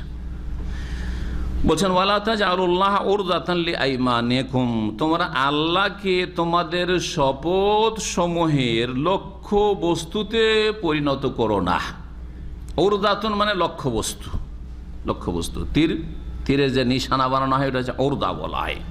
তোমরা আল্লাহ রাব্বুল আলামিনকে মানে আল্লাহর নামকে তোমাদের কসমের জন্য লক্ষ্য বস্তুতে পরিণত করিও না, অর্থাৎ আল্লাহর নামের কসম করিও না, বেশি বেশি কসম করা, ভালো কাজ করব না বলে কসম করা। কোন ক্ষেত্রে? আনতাবারু, নেকির কাজ করার ক্ষেত্রে। নেকির কাজ আমি ভাই করবো না, এইসব কাজে আমি নেই আপনাদের। ওয়াতাত্তাকু, আল্লাহ ভীরুতার ক্ষেত্রে, তাকওয়ার দিকে কেউ ডাকছে, বলছে না ভাই আমি কসম করে নিয়েছি তোমাদের এগুলোতে নেই, কসম করে নিয়েছি ভাই আমি ওই সব তোমাদের ওই ইসলামী সেন্টারে যাব না। শিরকের অবস্থা, বেদাতের, অনেকে বেদাতি আকীদা নিয়ে আসছেন দেশ থেকে, আর তারপরে কোনো সময় কসম করে ফেলেছেন, আরে ভাই কসম যে করা আছে আমার, যে আমি তো ওইখানে ইসলামী সেন্টারে যাব না, তো কি করবেন? অটল থাকবেন? আল্লাহ বলছেন যে এইরকম কসম তোমাদের লক্ষ্য উদ্দেশ্যে বা লক্ষ্য বস্তুতে পরিণত করিও না, বা এই কসমটাকে নেকির কাজ থেকে বিরত থাকার ক্ষেত্রে অজুহাত বানায়ও না। অতুসলিহু বাইনান নাস, এইরকমই মানব জাতির মাঝে, লোকজনের মাঝে মীমাংসা না করার জন্য কসমকে লক্ষ্য বস্তু বা আল্লাহর নামকে তোমাদের কসমের লক্ষ্য বস্তু বানায়ও না। যেমন অনেক সময় কারো উপর অসন্তুষ্ট হয়ে কোনো ক্ষেত্রে ধরেন আপনি তাদের মীমাংসা গিয়েছে, এটা অনেক সময় আমাদের হয়। আপনার রুমে আর দুজন আছে, দুইজনের মাঝে কোনো এক সময় ঝগড়া বিবাদ হয়েছে, মীমাংসার জন্য আপনি চেষ্টা করেছেন, দুইজনে আপনাকে মানেনি, অপমান করেছে, তখন রাগ করে আমরা কিন্তু বলে দিই আবেগী হয়ে, তোদের দরবারে নেই আমরা, ঠিক না? জীবনে আগামীতে কোনোদিন বলিস, তখন দেখবো তোদেরকে। তারপরে দেখলেন যে একবারে ফাটাফাটি মারামারি, এখন ওরা এসে আশ্রয় নিয়েছে, ভাই একটা কিছু করেন, না হলে তো মুশকিল আমাদের। আমি যে কসম করে নিয়েছি তোদের দরবারে আমি নেই, তোরা মর না হয় বাঁচ না হয় মারামারি কর, যা পারবি তাই কর, তোদের এক্সিট লাগুক, তোদের আমি মীমাংসাতে নাই, করা যাবে? আল্লাহ নিষেধ করেছেন ওয়ালা তাজআলুল্লাহ উরদাতান লিআইমানিকুম ওয়া তুসলিহু বাইনান নাস, লোকজনের মাঝে মীমাংসার ক্ষেত্রে তোমরা তোমাদের কসমের জন্য আল্লাহর নামকে লক্ষ্য বস্তুতে পরিণত করিও না। আল্লাহু সামিউন আলিম, আল্লাহ সর্বশ্রোতা, সবকিছু শোনেন, আলিমুন সর্বজ্ঞ, সবকিছুই জানেন। আবু মুসা আশআরী রাদিয়াল্লাহু তাআলা আনহু থেকে বর্ণিত রয়েছে এই মর্মে, ক্বালা রাসূলুল্লাহ সাল্লাল্লাহু আলাইহি ওয়াসাল্লাম, ইন্নী ওয়াল্লাহি ইনশাআল্লাহ লা আহলিফু আলা ইয়ামিনিন ফাআরা গায়রাহা খায়রাম মিনহা। বলছে রাসূলুল্লাহ সাল্লাল্লাহু আলাইহি ওয়াসাল্লাম যে আমি আল্লাহর কসম করে বলছি যে আল্লাহ চাইলে লা আহলিফু আলা ইয়ামিন, কোনো বিষয়ে আমি শপথ করি, কোনো বিষয়ে আমি শপথ করি, ফাআরা গায়রাহা খায়রাম মিনহা, তারপরে দেখি যে শপথ যেটা করেছিলাম সেটার ভিন্নটাই কল্যাণকর। একটা কসম করে নিয়েছি, যেমন কোনো সময় বলেছি তোমাকে কিছু দেব না, তোমাকে কিছু দেব না, রাগ করে হয়তো বলে দিচ্ছে, তারপর দেখলাম না, একে দেওয়াটাই হবে, ভালো হবে। ইল্লা আতাইতুল্লাযী হুয়া খায়রুন, আমি সেই কাজটা করে ফেলি যেটা কল্যাণকর, মঙ্গলজনক। ওয়া তাহাল্লালতুহা, আর কসম থেকে আমি মুক্ত হয়ে যাই, মানে কসমের কাফারা দিয়ে দিই। এইরকম বেশ কিছু হাদিস রয়েছে। তারপরে আল্লাহ রাব্বুল বলছেন কসমের যে 3 ভাগ, তার 2 ভাগের কথা এখানে রয়েছে। লা ইউআখিযুকুমুল্লাহু বিল্লাগবি ফি আইমানিকুম ওয়ালাকিন ইউআখিযুকুম বিমা কাসাবাত কুলুবুকুম আল্লাহু গফুরুন হালিম। মহান আল্লাহ ইরশাদ করছেন, আল্লাহ তোমাদেরকে পাকড়াও করবেন না, বিল্লাগবি ফি আইমানিকুম, তোমাদের শপথের ক্ষেত্রে অসার অনার্থক শপথে, অসার বা অনার্থক শপথে, উদ্দেশ্যবিহীন শপথে, হঠাৎ করে মুখ দিয়ে বেরিয়ে গেল, অথবা ফালতু, লঘু মানে হচ্ছে ফালতু, অসার অনার্থক শপথে আল্লাহ তোমাদেরকে পাকড়াও করবেন না। যেটার সংজ্ঞাই বললাম, একটা হচ্ছে যে অনিচ্ছাকৃত মুখ দিয়ে কি করা, কসমের কথা বেরিয়ে আসা। যেমন আরব দেশে আমাদের দীর্ঘদিন থাকার ক্ষেত্রে এরকম হয়, অনিচ্ছাকৃত হয়। একটা লোক, আমি পরীক্ষা দিয়েছি, আমাদের নিজের অনেক সময় হয়, রাস্তা দিয়ে একটা লোক যাচ্ছে, আমিও যাচ্ছি গাড়িতে, একটা লোক গ্লাসটা খুলে জিজ্ঞেস করলো যে গভর্নর হাউস কোন দিকে। গভর্নর হাউস তো সবাই জানেন, ধরেন এমন একটা কিছু যেটা কেউ জানে, অল্প লোক কিছু জানে হয়তো, ধরেন জিজ্ঞেস করছে যে তাদাবি হসপিটাল বা আলমানি হসপিটাল কোথায়, হঠাৎ করে মনে আসলো না, বা লেবার কোর্ট কোথায়, ও মাক্তাবুল, আমার বুঝতে পারলাম না। হ্যাঁ, ওয়াল্লাহি মা আদরি, এই ওয়াল্লাহি বলা কিন্তু অভ্যাস আছে, কি বলেন, ওয়াল্লাহটা আগেই লাগবে, কিন্তু আল্লাহর কসম জানি না। বাংলায় বললে তো এটা সাধারণত বেরোয় না, কিন্তু আরবিতে বললে অটোমেটিক বেরিয়ে আসে ওয়াল্লাহি মা আদরি, ঠিক না, আল্লাহর কসম আমি জানি না, ইচ্ছে করে বলেছে, হঠাৎ করে 1-2 সেকেন্ডের মধ্যে মনে হয়েছে, আরে আমি বুঝি লেবার কোর্ট মাক্তাবুল আমল বুঝি, হ্যাঁ আমি তো আলমানি হসপিটাল বুঝি, আমি জানি। তাহলে আল্লাহ কি ধরবেন যে তুই মিথ্যা কসম কেন খালি ধরবেন? এটা হচ্ছে লাগো, আপনার অনিচ্ছাকৃত বেরিয়েছে। অথবা আপনি প্রথমখানে ধারণা করেছিলেন যে যেটা জিজ্ঞেস করছে সেটা আমি চিনি না, পরে অনেক সময় চিন্তা, আরে ওই যে জিজ্ঞেস করলো ওটা তো আমি বুঝি, একটু পরে, তাহলে কি ধরবেন? হ্যাঁ, ধরবেন না। এটা হচ্ছে লাগো কসম। ওয়ালাকিন ইউআখিযুকুম বিমা কাসাবাত কুলুবুকুম, তবে তোমাদেরকে আল্লাহ পাকড়াও করবেন ওই শপথের ক্ষেত্রে যেটা তোমাদের অন্তরের সংকল্পের সাথে হয়ে থাকে, অন্তরের কর্ম সেখানে কাজ করে থাকে, অন্তরের কর্মের উপর ধরবেন। অর্থাৎ অন্তরের সংকল্পের সাথে ইচ্ছা করে বুঝে সুঝে আপনি কসম করছেন, জি হ্যাঁ, এর উপর আল্লাহ কি করবেন? ধরবেন। এটাকে দুদিকে নিয়ে যাওয়া যেতে পারে, তাহলে 3 রকমের কসমের কথা চলে আসবে। একটা হচ্ছে ভবিষ্যতের ওপর কসম করা, হ্যাঁ, ভবিষ্যতের ওপর কসম করা সংকল্পের সাথে, যে আল্লাহর কসম করে বলছি ভাই আমি অমুক জায়গায় যাব না, যেমন একটু আগে বললাম, আর তারপরে সেখানে যেতে হলো, গেলেন, সেই কাজটি করতে হলো, করলেন, আমি ওই কাজটি করব না, আর কাফারা দিলেন না, গুনাহগার থাকবেন না, থাকবেন না। এটা হচ্ছে ইয়ামিন এমন আকিদা, জি হ্যাঁ। আর একটা হচ্ছে অতীতের ক্ষেত্রে রুমে চুরি হয়েছে, টাকা চুরি হয়েছে, সবাইকে জিজ্ঞেস করছে, কেউ স্বীকার করে না, আমি কসম দেব সবাইকে। আজকাল ইমান এত দুর্বল হয়েছে মুসলিমদের, সবাই কসম করতে রাজি, সবাই কসম করতে, আর আল্লাহর কসম হইলে আরও আগে। হ্যাঁ, আমাদের দেশে বড়ই জাহিলিয়াত আছে। ছোটকালে শুনতাম যে সত্য খাও আর মিথ্যা খাও, আল্লাহর কসম খাও, এই কথাটা শুনতাম জাহিল সমাজে। কি শুনতাম? সত্য হোক আর মিথ্যা হোক, কার কসম করো? আল্লাহর কসম করো। কিন্তু বাপের কসম, মায়ের কসম, দানা ছুঁয়ে কসম, ছেলের গায়ে হাত দিয়ে কসম, মিথ্যা করা যাবে না, যাবে সব সর্বনাশ হয়ে যাবে। শিরক বড় শিরক, এটা ছোট শিরক না। গায়রুল্লাহর কসম করা শিরক, ছোট শিরক হইতে পারে, কিন্তু আপনি এখানে আল্লাহর শানকে, আল্লাহর মর্যাদাকে ছোট মনে করলেন আপনার ছেলে মেয়ে বাপ মায়ের কাছে, আপনার রুজির কাছে। জি হ্যাঁ, বড় শিরক, বড় কুফরি, আউযুবিল্লাহ। তারপরে আরেকটু গুরুত্ব বাড়বে যদি বেদাতি কসম করা হয়। কোরআন ছুঁয়ে কসম বলতে হবে তোকে, হ্যাঁ কোরআনের কসম করতে হবে, তাহলে গুরুত্ব বাড়বে। কোরআনের কসম করা যাবে কিনা এটা আরেকটা মাসআলা। কোরআনের কসম যদি সূক্ষ্মভাবে বিষয়টা বোঝা যায়, কোরআন মানে কালামুল্লাহ, আল্লাহর গুণ, আল্লাহর সিফাত, তো আল্লাহর সিফাতের কসম করা যাবে না। আল্লাহর রহমতের কসম, কেউ যদি আল্লাহর রহমতের কসম, জায়েজ কি জায়েজ নয়? হ্যাঁ জায়েজ, জি হ্যাঁ। আল্লাহর বাণীর কসম, কালামুল্লাহর কসম জায়েজ। আল্লাহর বাণী, আল্লাহর গুণ, কালামুল্লাহ, আল্লাহ কথা বলেন, কথা বলেছেন মুসা আলাইহিস সালামের সাথে, কোরআন কারীম আল্লাহর কালাম। তো আল্লাহর বাণীর কসম বলে যদি আকীদা বুঝে তাওহীদুল আসমা ওয়াস সিফাত, আর এই অর্থেই যদি সেই কসম হয়ে থাকে যে আমি কোরআনে কারীম কসম করছি, মানে কোরআনের এই যে খাতা কপির কসম করছি না, এই যে আপনার লিখাগুলির কসম করছি না, আপনার এই পাতাগুলির কসম করছি না, বরং কিসের কসম করছি? আল্লাহর যে বাণী, আল্লাহর গুণ, তার কসম করছি, তাহলে তো জায়েজ। যেমন আল্লাহর রহমতের কসম, আল্লাহর ইজ্জতের কসম, হ্যাঁ আল্লাহর দয়া, আর যে কিছু, আল্লাহর মার্জনার কসম, যা বলবেন তাই বলেন। আল্লাহর কুদরতের কসম, জি না না, বাইতুল্লাহ তো সৃষ্টি, ওটা তো ইট পাথর, সুতরাং বাইতুল্লাহর কসম সেটি জায়েজ নয়। হ্যাঁ বাইতুল্লাহ রবের কসম, ওয়ারাব্বিল কাবা, সাহাবীরা কি বলতেন?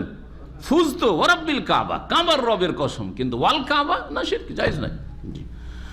তো আল্লাহর গুণের কসম করা যাবে, যেমন আল্লাহর নামের কসম করা যাবে, ওয়াল্লাহি আল্লাহর কসম, রহমানের কসম, রহিমের কসম, গাফফারের কসম, জি হ্যাঁ জাব্বারের কসম করা যাবে।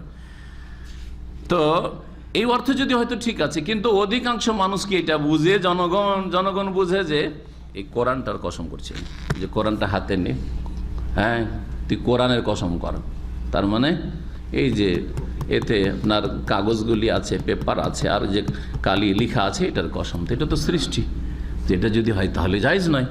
সুতরাং ওলামারা বলেছেন যে জায়েজ হইলেও সতর্কতামূলক এইরকম কসম থেকে বেঁচে থাকতে হবে, সতর্কতামূলক এইরকম কসম থেকে বেঁচে থাকতে হবে।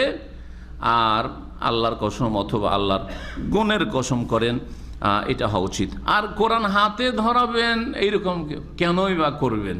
এতে ইহুদি খ্রিস্টানদের অনুকরণও রয়েছে। বাইবেল হাতে নিয়ে শপথ করায়, কেউ বেদ হাতে নিয়ে শপথ করায়, আর আপনার কোরআন হাতে নিয়ে শপথ করাচ্ছেন, তাদের তাকলিদ না, অন্ধ অনুকরণ না? সুতরাং সেটা থেকেও বেঁচে থাকা উচিত। তো কসম কত প্রকার বললাম?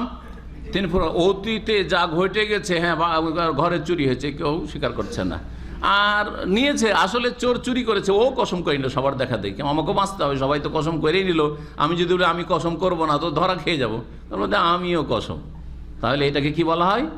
ইয়ামিনে গমুস, মানে ডুবিয়ে দেওয়া কসম। গমুস মানে ডুবিয়ে দেওয়া, এমন কসম, এমন শপথ যেটা ডুবিয়ে দেবে। কিসে ডুবিয়ে দেবে? ইয়াগমেসু ফি নারে জাহান্নাম, জাহান্নামের আগুনে ডুবিয়ে দেবে। জি হ্যাঁ, নবী করিম সাল্লাল্লাহু আলাইহি ওয়াসাল্লাম বলেছেন যে মিথ্যা কসম খাই সে জাহান্নামে যাবে, জান্নাতে যাবে। আল্লাহু গফুরুন হালিম, আল্লাহ রাব্বুল বড় মার্জনাকারী এবং সহনশীল বা সহিষ্ণু।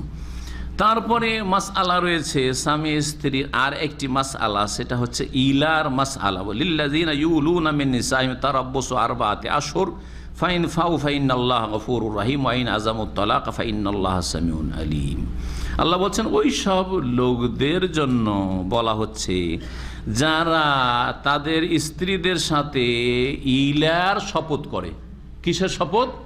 ইলা মানেই শপথ করা, কিন্তু বিশেষ ধরনের শপথ, কসম। ইলার কসম করে তাদের জন্য কতদিনের মেয়াদ নির্ধারিত করা হইল? বলছে তারাব্বুসু আরবাআতি আশহুর, 4 মাসের অবকাশ দেওয়া হইল। 4 মাসের অবকাশ দেওয়া হলো, তার বেশি না। ফাইন ফাউ, তারপরে যদি তারা ফিরে যায়, স্ত্রী স্বামীর দিকে ফিরে গেল, ফিরিয়ে নিল কসম করার পরে, তো ফাইনাল্লাহ গফুরুর রহিম, আল্লাহর উপরে বড় মার্জনাকারী, বড় দয়ালু। ওয়াইন আযামুত তালাক, আর যদি তালাক দেওয়ার দৃঢ় সংকল্প হয়, ফাইনাল্লাহ সামিউন আলিম, তাহলে নিশ্চয়ই আল্লাহ রাব্বুল আলামিন সর্বশ্রোতা, সর্বজ্ঞ, সব কিছুই শোনেন আর সব কিছুই জানেন। এখন আসল মাসআলায় আসি। ইলা মানে, ইলার শাব্দিক অর্থ কি বললাম? আলা ইউলি, ইলান মানে কসম করা, হালাফা, হলফের অর্থে। আর এর পারিভাষিক অর্থ মানে শরীয়তের ভাষায় এর অর্থ হচ্ছে যে কোন পুরুষ এই কসম করবে যে আল্লাহর কসম আমার স্ত্রীর কাছে 1 মাস বা 2 মাস বা 3 মাস বা 4 মাস যাব না মানে তার সাথে সহবাস করব না, অথচ সহবাসের সুযোগ আছে। আপনারা প্রবাসীরা না, দূরে আছেন, ঠিক না? আর কসমও করেননি, দূরে থেকেও যদি আবার কসম করেন তাও চলবে না। এখানেই আছেন কিন্তু টেলিফোনেই সব ঝড় তুফান চলছে, রাগারাগি করে তুই কেন গেলি আমার বিনা হুকুমে তোর বাপের বাড়ি, চরম অপরাধ হয়ে গেছে। বাপ অসুস্থ দেখতে গেছে, আপনাকে শুধু বলা হয়নি, চরম অপরাধ করেছে। অনেকে তো তালাকি দিয়ে ফেলেন, হ্যাঁ, আর অনেকে হয়তো কসম করবে তোর সাথে 4 মাস কোনো যোগাযোগ নেই, কসম, জি, ইলা করে ফেললেন। তো দূর থেকেও যদি ইলা করেন তো ইলা হয়ে যাবে। ইলা হচ্ছে কসম করা যে আমি আমার স্ত্রীর কাছে 10 দিন, 20 দিন, 1 মাস, আর ম্যাক্সিমাম হচ্ছে সর্বঊর্ধ্বে 4 মাস যাব না, জি, সহবাস করবো না, এই যদি কসম করে। কসম যদি করে তাহলে 1 মাস ধরেন করেছে, তাহলে 1 মাস পুরা করে দিল, আর তারপরে স্ত্রীর কাছে গেল, স্ত্রীর সাথে মিলিত হইল। হ্যাঁ, তাহলে কসম যা করেছিল পুরা করলো না? যখন পুরা করেই দিল তো কাফারা লাগবে কি? কাফারা লাগবে না, বোঝা গেছে? কাফারা লাগবে না। কিন্তু 1 মাসের কসম করে ফেলেছে রাগে, আর তারপরে ছুটিতে গিয়েছে, 1 মাসের ছুটিতে গিয়েছে, আর ছুটিতে 1টা মাস ছুটি, আর রাগ করে 1 মাসের ইলা করে ফেলেছে। তার মানে হ্যাঁ, স্বামী স্ত্রী বিনা সাক্ষাতে বিদায়, বিনা সাক্ষাতে আবার ছুটি কাটিয়ে বিদায়। এখন কি করতে হবে? কসম তো ভাঙতেই হবে, ঠিক না? কসম ভাঙতে হবে। তো কসম ভাঙলে কি করতে হবে? ভাঙা জায়েজ, কিন্তু কি করতে হবে? কাফারা দিতে হবে। আপনি বলেছেন যে আল্লাহ, আল্লাহর কসম, লা আকরাবু মিন যাওজাতি, আমার স্ত্রীর কাছে যাব না শাহরান, 1 মাস, আর আপনি থামতে পারলেন না, 3 দিনে আপনাকে যেতে হইলো, রাগ ঠান্ডা হয়ে গেল, হ্যাঁ, ফিরে আসলেন, তাহলে কসমের কাফারা দিয়ে দেন আর সহবাস করেন, অসুবিধা না। আপনার স্ত্রী আছে, জি হ্যাঁ। সর্বঊর্ধ্বে কতদিন? 4 মাস। নবী করিম সাল্লাল্লাহু আলাইহি ওয়াসাল্লাম 1 মাস ইলা করেছিলেন, জানা আছে আপনাদের? 1 মাস সহিহ বুখারীতে আছে, সহিহ মুসলিমে, প্রত্যেকটি প্রায় হাদিসের কিতাবে রয়েছে। আলা রাসূলুল্লাহ মিন নিসাই শাহরান, রাসূলুল্লাহ সাল্লাল্লাহু আলাইহি ওয়াসাল্লাম নিজের স্ত্রীদের সাথে ইলা করেছিলেন যে আল্লাহর কসম আমি আমার স্ত্রীদের কাছে যাব না 1 মাস, জি হ্যাঁ। আর তারপর স্ত্রীরা নিচু তলাতে, ওপরে বিশেষ একটা কক্ষে নবী সাল্লাল্লাহু আলাইহি ওয়াসাল্লাম একা হয়ে গেলেন, সেখানে দরজা বন্ধ, কোনো স্ত্রী যেন আমার কাছে না আসে, আর আমি কোনো স্ত্রীর ঘরে যাব না। আবু বকর সিদ্দিক এসে দেখা করছেন। উমর রাদিয়াল্লাহু তাআলা তো শুনেছেন যে নবী সাল্লাল্লাহু আলাইহি ওয়াসাল্লাম স্ত্রীকে নাকি তালাক দিয়ে দিয়েছে। উনি বেশি পেরেশান ছিলেন, কারণ ওনার মেয়ে বিধবা ছিল, বয়স 35-এর বেশি হয়ে গেছে, তারপরে আয়েশার মতো অত সুন্দরী না, উম্মে সালমার মতো সুন্দরী না। সুতরাং এইসব অভিমান করে আমার স্ত্রী যদি তাকে তালাক দিয়ে দেয়, তাহলে তো আমি নবী সাল্লাল্লাহু আলাইহি ওয়াসাল্লামের শ্বশুর হয়ে কিয়ামতের দিন উঠতে পারবো না। আল্লাহু আকবার, কত যে ভয় ছিল, আর কত যে মনের আকাঙ্ক্ষা ছিল যে নবী সাল্লাল্লাহু আলাইহি ওয়াসাল্লামের জামাই হইতে পারলাম না, তো কমপক্ষে শ্বশুরটা হইতে পারি। শ্বশুর হইতে পেয়ে যে কত আনন্দিত ছিলেন। আসার পরে মেয়ে গিয়ে খুব রাগারাগি মেয়ের ওপরে শুরু করলেন যে তোদের খারাপ আচরণের কারণে রাসূলুল্লাহ সাল্লাল্লাহু আলাইহি ওয়াসাল্লাম তালাক দিয়েছে। যখন জানতে পারেন যে আলহামদুলিল্লাহ নবী সাল্লাল্লাহু আলাইহি ওয়াসাল্লাম তালাক দেননি, তখন মনে শান্তি হইল, মনে শান্তি হইল। নবী করিম সাল্লাল্লাহু আলাইহি ওয়াসাল্লাম 1 মাসের ইলা করেছিলেন।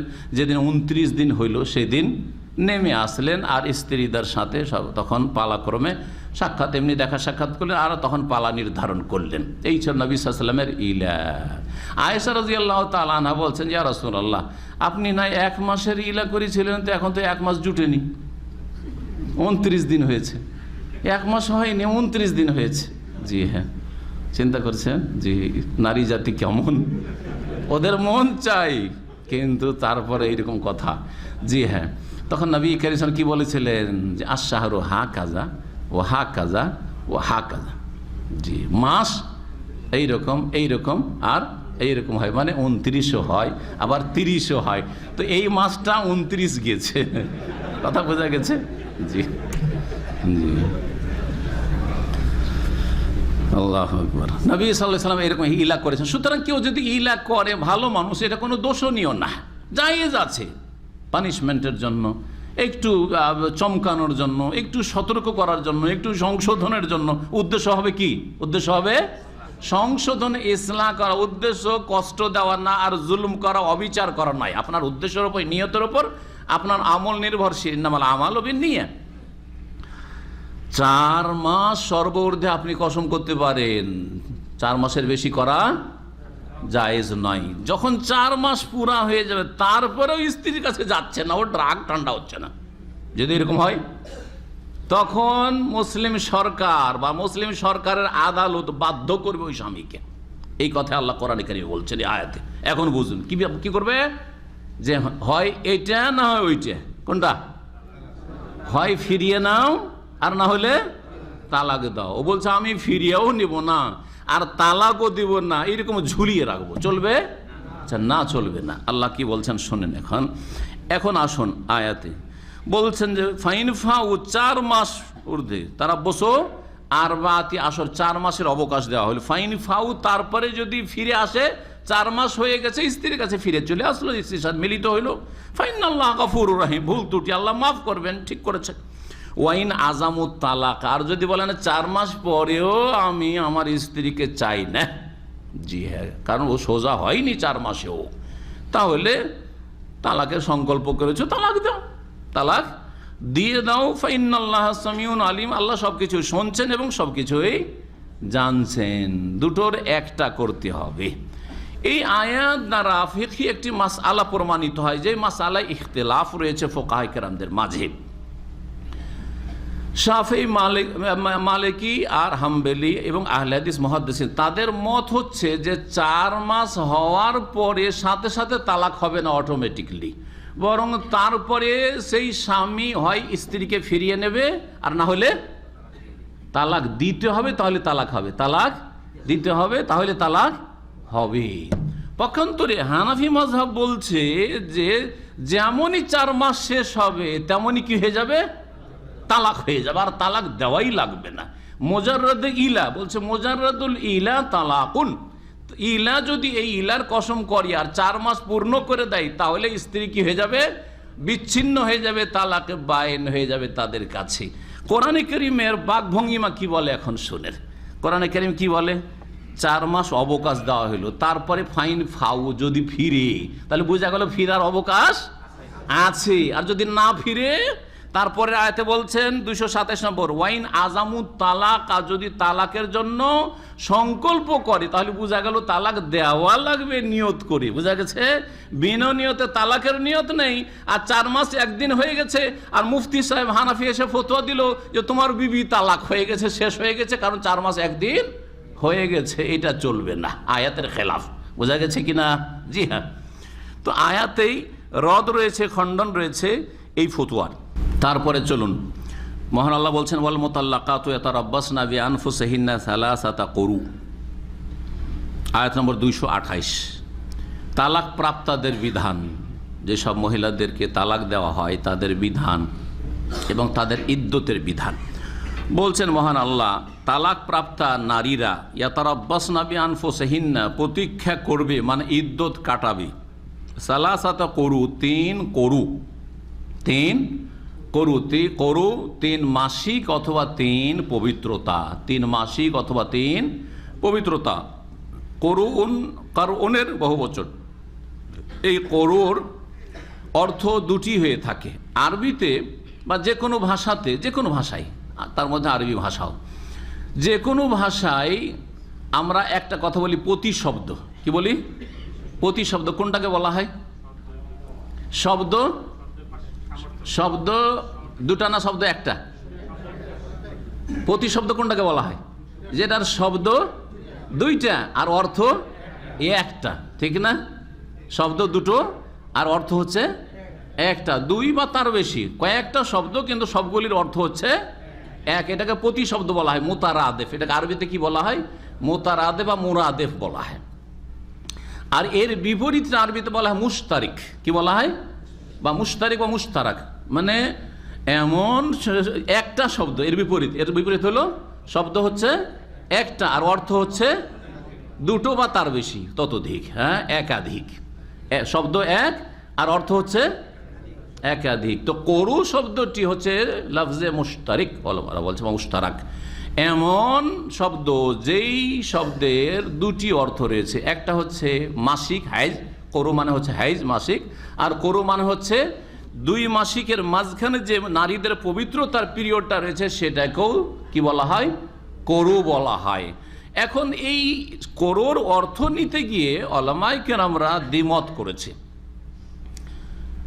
ইমাম মালিক রহমতুল্লাহ আলাইহি আর অন্যান্য ফুকাহায়ে কেরামরা এটাকে নিয়েছেন যে এটা তোহরের অর্থে, পবিত্রতার অর্থে। করু মানে এখানে 3 পবিত্রতা। আর বাকি ফুকাহারা অনেকেই তারা নিয়েছেন এর মানে হচ্ছে হাইজ মাসিক। তাহলে অর্থ কি হবে? 2 রকম করে অর্থ করেন, এই জন্য 2 রকম অর্থ করলাম। তালাক প্রাপ্তা নারীরা ইয়াতারাব্বাসনা বিআনফুসিহিন্না, নিজেদের ক্ষেত্রে প্রতীক্ষাই থাকবে, মানে ইদ্যত কাটাবে। সালাসাতা করু, 3 মাসিক, 3 হাইজ অথবা 3 তোহর পবিত্রতা। বুঝা গেছে কিনা? দুটোই জায়েজ আছে, দুটোই অর্থ নেওয়া জায়েজ আছে, কারণ আরবি ভাষাতে দুটোই আর ব্যবহার, এবং সালাফগণ থেকে এরকম ইখতিলাফ চলে আসছে, সুতরাং এতে বড় আপত্তির কথা নয়। কিন্তু এই ক্ষেত্রে দেখতে হবে যে নারী জাতির সুবিধা কোনটাতে, নারীদের জন্য বা দাম্পত্য জীবনের সুবিধা কোনটাই।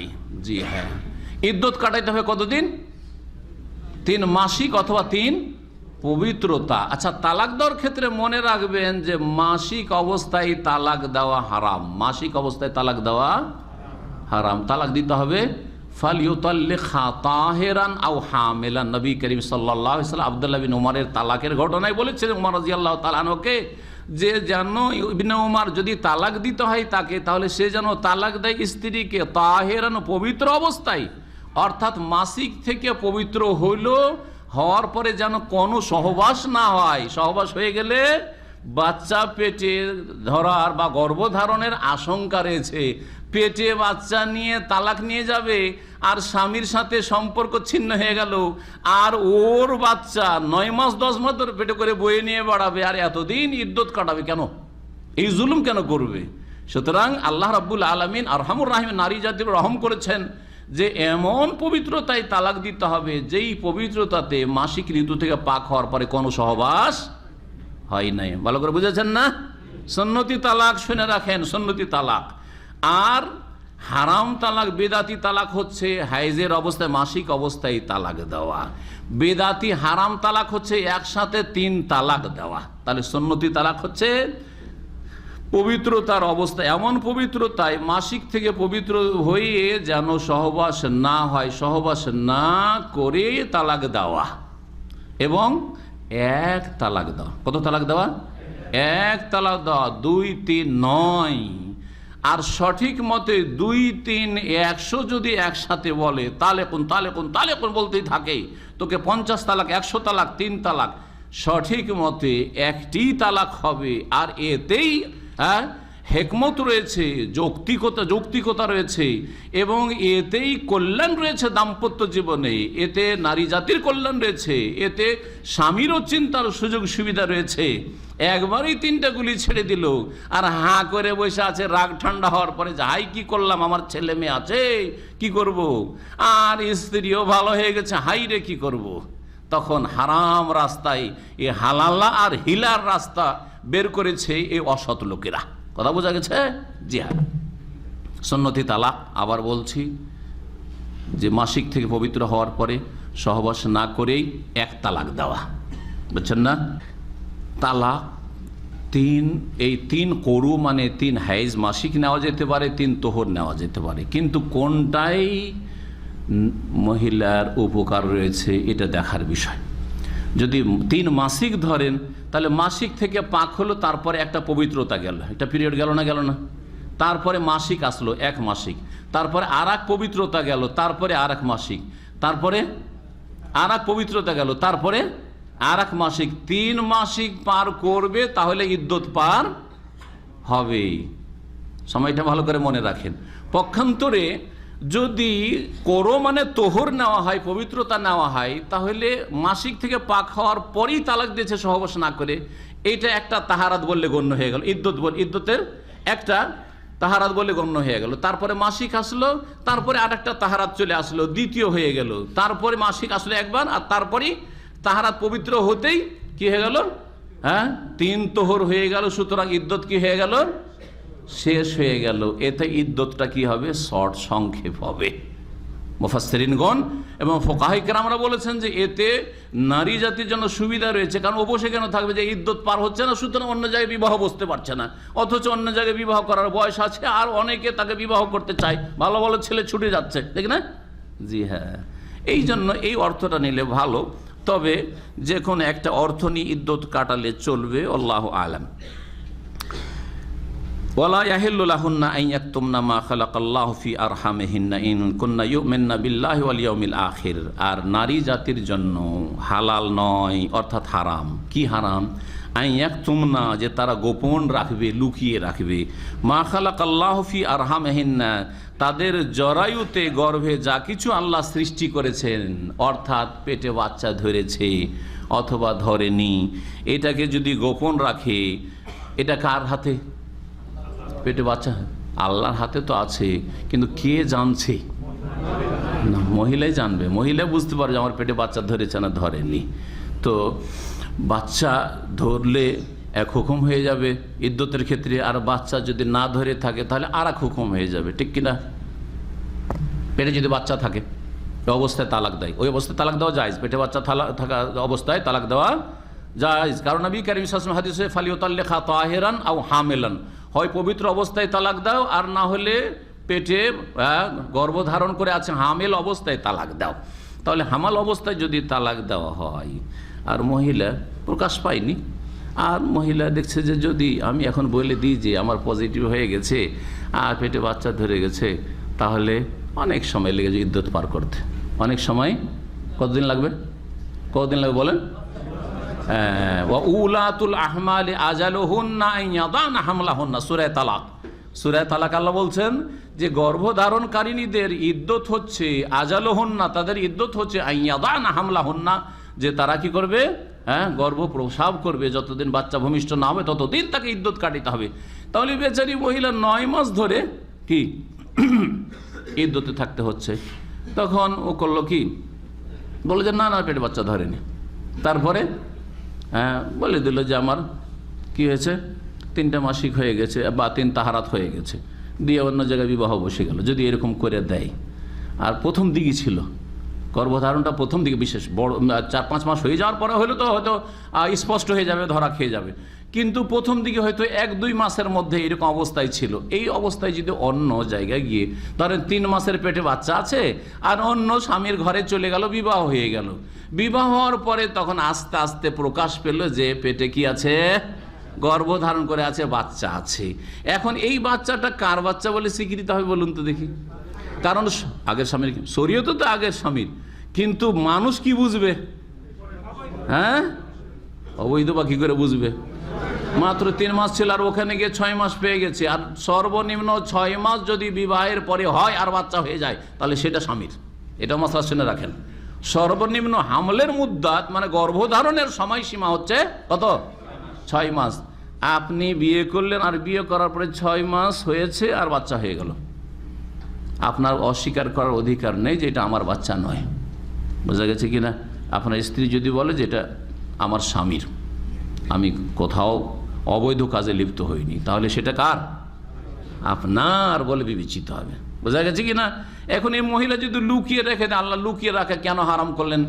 আসলে বাচ্চা গর্ভধারণ করেছে আগের স্বামী থেকে, কিন্তু লুকিয়ে নিয়ে এসে বিবাহ বসে গেছে। আর বিবাহ বসার পরে তারপরে বাচ্চা যখন 8-9 মাস পর হইল, বিয়ের 6 মাস পরে ধরেন হইল, বিয়ের 6 মাস 6.5 মাস পরে যখন হইল, তখন লোকেরা বা ওই মহিলা সবাই জানলো যে এটা কার সন্তান? এই নতুন স্বামীর সন্তান। এক বংশের ছেলেকে আর এক বংশে ঢুকিয়ে দিল, কত বড় অপরাধ করলো! বংশ পরিচয় একবারে কোথা থেকে কোথায় পৌঁছে দিল, যেটা কাবিরা গুনাহ, লানতের কাজ। এর ওপর অপরাধের অপরাধ হতে চললো যে এই ছেলেটা উত্তরাধিকারী হবে ধন সম্পদের কার? শরীয়তে। শরীয়তে আগের, যেহেতু আগের স্বামীর, সুতরাং আগের বংশ থেকে ধন সম্পদের ভাগ পাবে। এর ভাগ বসিয়ে দিল কোথায়? নতুন পরের স্বামীর ধন সম্পদে ভাগ বসিয়ে দিল। তার কত বড় অপরাধ করলো, করলো না? আল্লাহ পাক তাই বলছেন যে ওয়ালা ইয়াহিল্লু লাহুন্না, নারী জাতির জন্য হালাল নয়, আন ইয়াকতুমনা মা খালাকাল্লাহু ফি আরহামিহিন্না, যে তাদের জরায়ুতে বা তাদের গর্ভে যা কিছু আল্লাহ সৃষ্টি করেছেন তা তারা গোপন রাখবে, লুকিয়ে রাখবে। ইন কুন্না ইউমিন্না বিল্লাহি ওয়াল ইয়াউমিল আখির, তারা যদি আল্লাহ এবং পরকালে ঈমান রাখে, বিশ্বাসী হয়। এটা এই জন্য বলছেন যাতে করে চিন্তা হয় যে আল্লাহকে যদি বিশ্বাস করো আর পরকাল সম্পর্কে চিন্তা থাকে তো খবরদার এইরকম হারাম নাজায়েজ কাজ করবে না, যেটা চরম অপরাধ হবে। ওয়াবউলাতুহুন্না আহাক্কু বিরাদ্দিহিন্না ফি যালিকা ইন আরাদু ইসলাহা।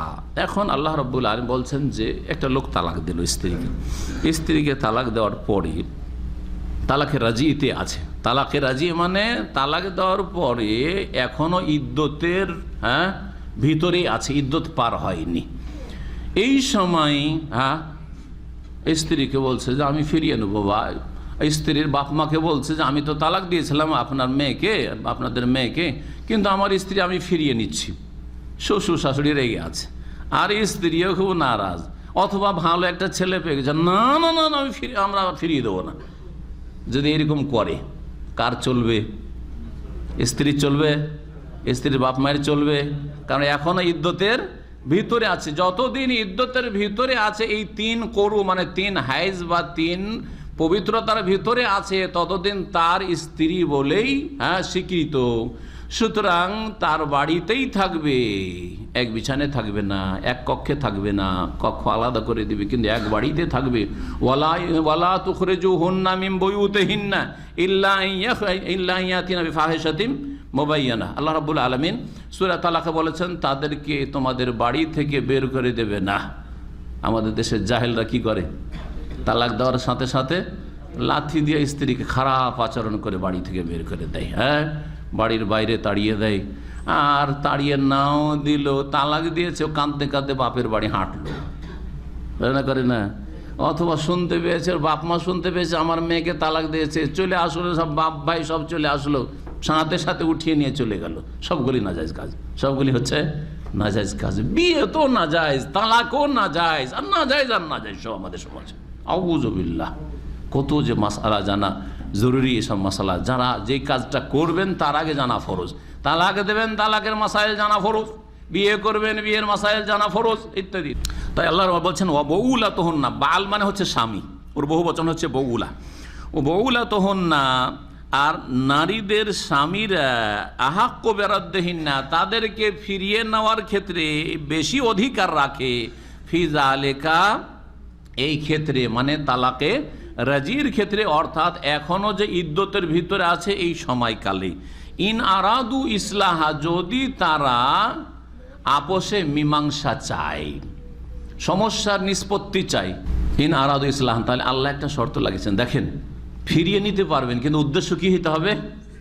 সংস্কার করা, সংশোধন করা, মিলে জুলে চলবো, আমিও মেনে নেব আর আমার স্ত্রীও মেনে নেবে, দুইজনেই মানতে রাজি, আমরা এখন ঠান্ডা মেজাজে সংসারটা গড়ে তুলব, এই উদ্দেশ্য যদি থাকে তাহলে ফিরিয়ে নেওয়ার অধিকার আছে। কিন্তু বুঝতে পারছেন যে ছেলে বদমাইশ, ও করছে কি, আর এরকম করতো জাহিলিয়াতের যুগে, একে ঝুলিয়েই রাখবো, অন্য জায়গায় বিয়েও যেন না করতে পারে, আর আমিও একে সুখে রাখবো না, খেলতামাশার মতো। তালাক দিল, আর তালাক দেওয়ার পরে ইদ্যত শেষ হতে যাচ্ছে, ইদ্যত শেষ হওয়ার কয়েকদিন আগে আবার ফিরিয়ে দিল, ফিরিয়ে নিয়ে কিন্তু সুখ শান্তিতে রাখছে না। তারপরে আবার কয়েকদিন পরে আবার তালাক দিয়ে আবার তিন মাস বা 3 মাসিক বা 3 পবিত্রতা তুই থাক, এইরকম করেই থাক।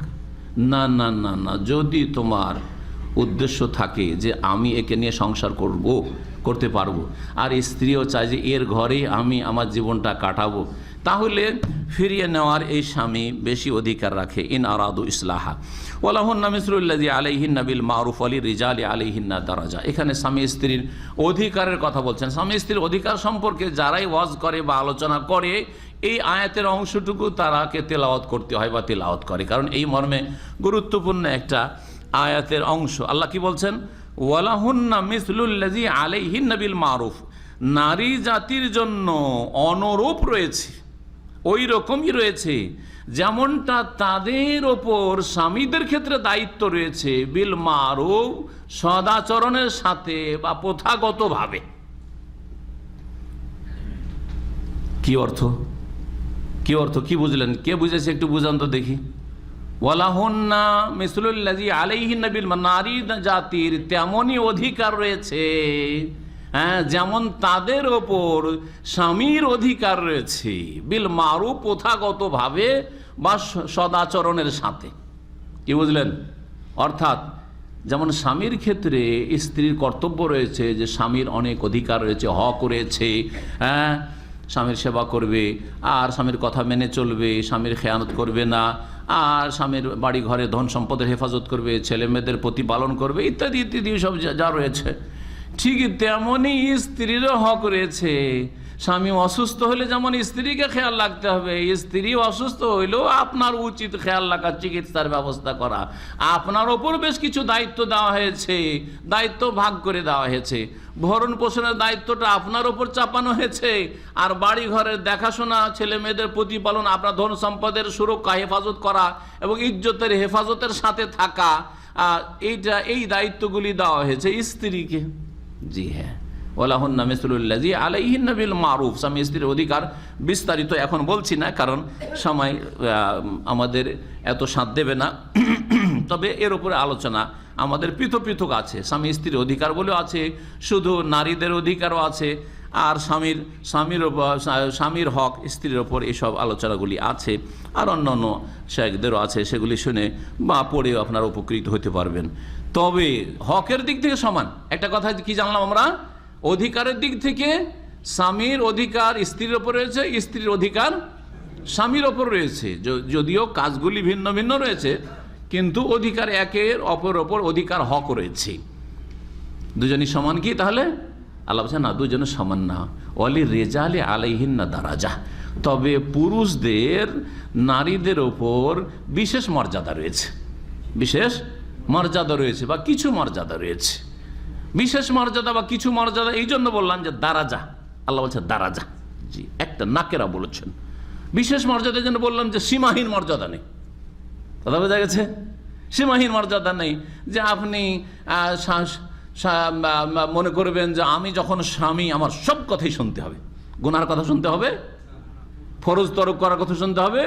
রমজান মাসে যদি বলে তোকে রোজা রাখতে হবে না, আমার দিনে প্রয়োজন শুনতে হবে, মাসিক অবস্থায় আমার প্রয়োজন শুনতে হবে, হ্যাঁ, গুনহার কাজ করতে বলছে শুনতে হবে, হ্যাঁ, মেহমান অতিথি এসছে তাদের সামনে তুমি এসো, একটু মেকআপ করে এসো, আর আমার বন্ধু বান্ধব একটু তোমাকে দেখবে আর তুমি তাদেরকে খাবার পরিবেশন করবে, শুনতে হবে না? শুনতে হবে না। লা তাআতা লিমাখলুকিন ফি মাসিয়াতিল খালিক, মর্যাদা আছে কিন্তু সীমাহীন মর্যাদা নেই। স্বামীকে সেজদা করা যাবে না, এই জন্য বলে বিশেষ মর্যাদা আছে। ওই জায়গায় মর্যাদা থেকে ওর উপরে আর দেওয়া যাবে না, ওর উপর আর দেওয়া যাবে না। সে তার স্বামীকে সেজদাও দেওয়া যাবে না, আর স্বামীর পাপের কথা শোনাও যাবে না। স্বামী যদি অন্যায় কোনো করতে বলে তা অন্যায়ও করা যাবে না, কারো ক্ষতি করতে বলে ক্ষতিও করা যাবে না, ইত্যাদি ইত্যাদি। আল্লাহকে অসন্তুষ্ট করে মানুষকে সন্তুষ্ট করা হারাম। আল্লাহকে অসন্তুষ্ট করে, নারাজ করে, আল্লাহর নাফরমানি করে কোনো মানুষকে রাজি করা যাবে না, না শাসককে, আর না বাপ মাকে, না স্বামীকে, না স্ত্রীকে। এগুলো বাকি ক্ষেত্রে বুঝলেও আমাদের পুরুষরা স্ত্রীকে রাজি করে আল্লাহকে নারাজ করে। কেমন করে?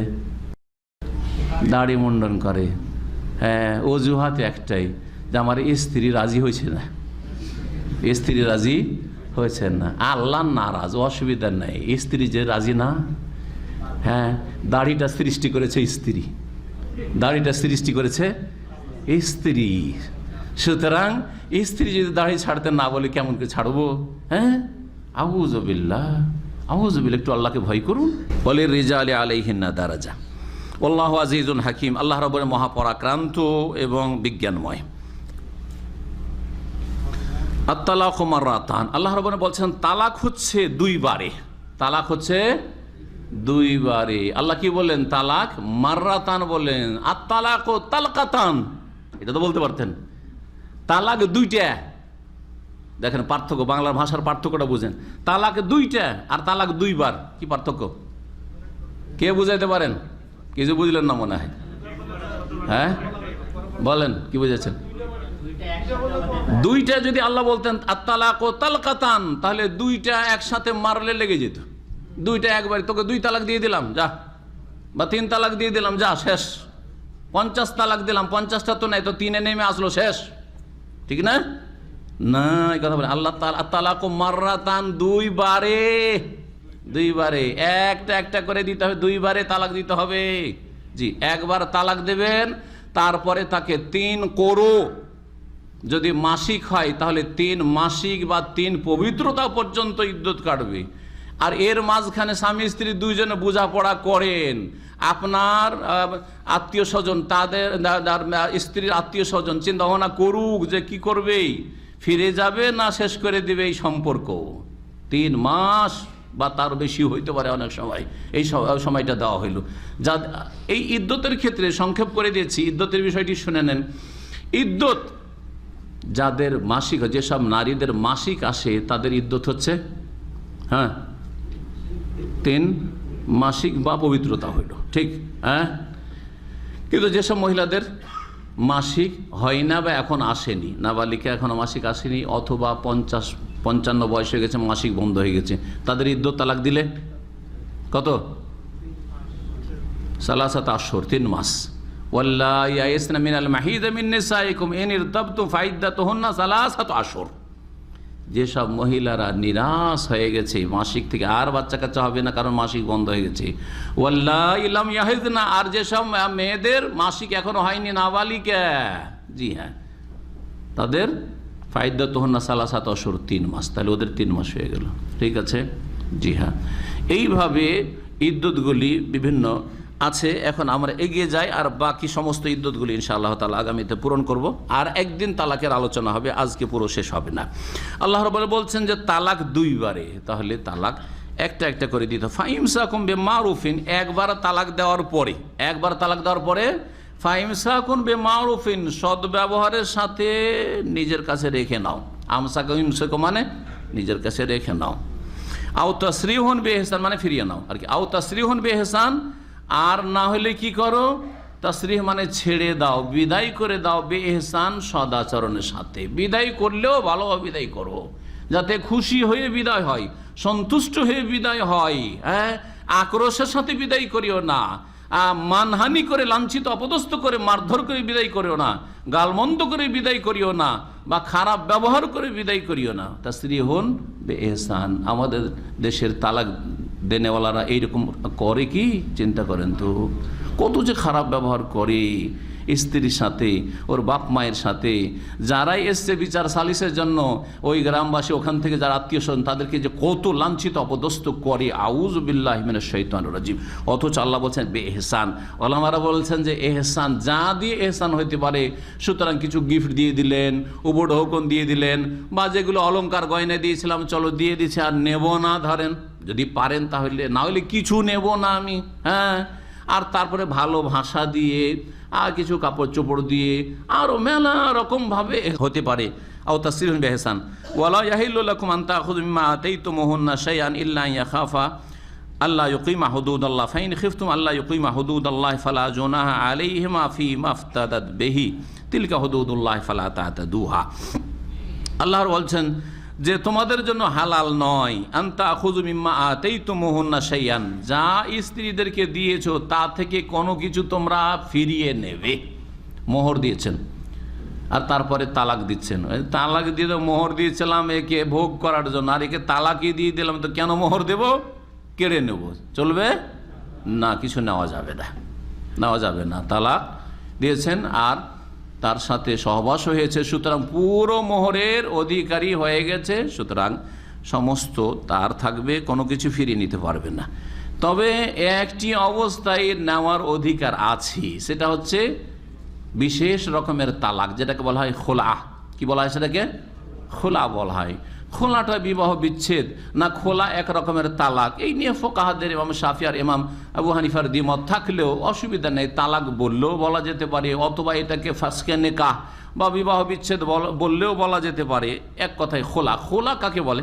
আজকাল অনেকে প্রশ্ন করে যে স্ত্রী আমাকে তালাক দিয়েছে, না ভুল কথা এটা। এটা ইহুদি খ্রিস্টানদের ধর্ম। ইসলাম ধর্মে স্ত্রী তালাক দেওয়া নাই, স্ত্রী তালাক দেওয়া নেই। তবে স্ত্রী খোলা নিয়েছে, কথাটা শিখে নেন, ইসলামী কথা শিখেন। কি স্ত্রী কি করেছে? আমার কাছ থেকে খোলা নিয়ে নিয়েছে। খোলা নেওয়ার তরিকা হচ্ছে যে স্ত্রী নিজেই স্বামীকে বলবে যে দেখো তোমার সাথে আমি চলতে পারছি না, তো তুমি আমাকে তালাক দিয়ে দাও। বলছে না, আমি তালাক দেবো না, আমি তালাক দেব না। তুমি তালাক নিতে পারো, খোলা যদি নাও নিতে পারো, আমি তালাক দেবো না, কারণ আমি তোমাকে পছন্দ করি, রাখতে চাই। এখন তালাক দিচ্ছে না, আর ও থাকতেও চাইছে না। বিনা কারণে যদি চলে যায়, শরীয়তি কোনো কারণ না থাকে, তাহলে গুনাহগার হবে। আর নবী সাল্লাল্লাহু আলাইহি ওয়াসাল্লাম তাকে নাফরমান বলেছেন, হ্যাঁ, বড় গুনাহগার হবে ওই মহিলা, জান্নাত পাবে না, এরকম কথাও রয়েছে। কিন্তু যদি কারণ থাকে, হ্যাঁ, যৌন সম্পর্কীয় কারণ অথবা চারিত্রিক কারণ, ইবাদত বন্দেগীর ক্ষেত্রে, আকীদার ক্ষেত্রে, দ্বীনি কোনো কারণ এক কথায় আছে, বা অবিচার করছে, হক আদায় করছেন না, সব ঠিক আছে, আকীদা ঠিক আছে, ইবাদতও ঠিক আছে, আখলাক চরিত্র ঠিক আছে। আখলাক চরিত্র বা ঠিক কি করে? এটাও আখলাক চরিত্র যে আপনি এই ফরজ দায়িত্ব নিয়েছেন, তার ভরণ পোষণ ঠিকভাবে দিচ্ছেন না, আপনি জুলুম অত্যাচার করছেন, সব কিছু ছেড়ে দিয়েছেন, আমার বাপ দেবে, আমার মা দেবে, ওর কাছে নেই, জুলুম, আর ওরা জুলুম করছে, আপনি এই জুলুমের অবসান করছেন না। সেই ক্ষেত্রে হয়তো সে থাকতে চাই না, তা অধিকার আছে তার না থাকার। এখন আপনি তালাক যখন না দেবেন, সে তালাক কি করবে? নিয়ে নেবে। এর নাম হচ্ছে খোলা। সমঝোতার মাধ্যমে প্রথম বলবে যে আমাকে তুমি ছেড়ে দাও, আমি যে মোহর তুমি দিয়েছো সে মোহরটা তোমাকে কি করছি? ফিরিয়ে দিচ্ছি। পুরোটাই ফিরিয়ে দেবে, অথবা আংশিক কিছু দিয়েই যদি স্বামী রাজি হয়ে যায় সেটাও চলতে পারে। জি, জরুরি নয় যে পুরোটাই ফিরিয়ে দিতে হবে। কিন্তু যদি স্বামী বলে যে না আমি পুরো ফিরিয়ে না পেলে নয়, তাহলে পুরোই ফিরিয়ে দিচ্ছি। স্ত্রী যদি বলে আমি পুরোটাই ফিরিয়ে দিচ্ছি, কিছু লাগবে না, বরং অনেক ওলামারা বলেছেন যদি সেখানে বলে যে আমি আরও কিছু তোমাকে দিয়ে দিচ্ছি কিন্তু তুমি আমাকে ছেড়ে দাও, আমি তোমার সাথে থাকবো না, সেটাও জায়েজ হতে পারে যদি সেটা জুলম না হয়। তাহলে তো এইভাবে খোলা হবে, সমঝোতে আসে না। স্ত্রী বলছে স্বামী শুনে না, ও তালাক দেবে না, আর তালাক নিতেও দেবে না, খোলাও করতে দিচ্ছে না। তখন কি করবে স্ত্রী? আদালতের আশ্রয়, আইনের আশ্রয় নেবে, আদালতে যাবে। আদালত তখন ডাকবে, হ্যাঁ, ছেলেকে, আর ছেলেকে বলবে যে তোমার স্ত্রী তোমার সংসারে থাকতে চাই না, সুতরাং তুমি তাকে ছেড়ে দাও, আর এই মোহরানা তোমাকে ফিরিয়ে দিচ্ছে, তুমি নিয়ে নাও। নবী করিম সাল্লাল্লাহু আলাইহি ওয়াসাল্লাম তাই করেছেন। এটা হচ্ছে খোলা। সে যদি হাজির না হয়, হ্যাঁ, সে যদি হাজির না হয়, অথবা হাজিরা দিল কিন্তু বলছে না না না না আমি খোলা, আমি মোহরানা নেবো না, ওকে ছাড়বো না, তখন এই স্বামীর কথা শোনা যাবে না। তখন শাসকের প্রতিনিধি হচ্ছে আদালত, আদালতের কাজী কি করবে? আর যেই দেশে ইসলামিক আদালত নাই বা মুসলিম আদালত নেই, সেখানে এলাকার প্রভাবশালী দিনদার ব্যক্তি হতে পারে, তিনি আলেমও হইতে পারেন, আবার তিনি দুনিয়ার ক্ষেত্রে হয়তো সেখানকার প্রভাবশালী। তাদের যে অমুসলিম দেশগুলিতে এইরকমটা করা যেতে পারে ওলামারা বলছেন, কারণ সেখানে ইসলামিক স্টেট নেই বা ইসলামের কোনো আদালত নেই, হয়তো পার্সোনাল লও নেই, হয়তো সেই আদালতে পার্সোনাল লর যে বিবাহ শাদী তালাক আর মিরাস এইগুলি রয়েছে সেগুলি হয়তো নাই। তো ওগুলো না থাকলে ভালো একজন আলেমের কাছে যাবে বা মসজিদের ইমাম খতিবের কাছে যাবে, আর সেখানে বিবাহ বিচ্ছেদের ঘোষণা করে দেবে। কী করবে?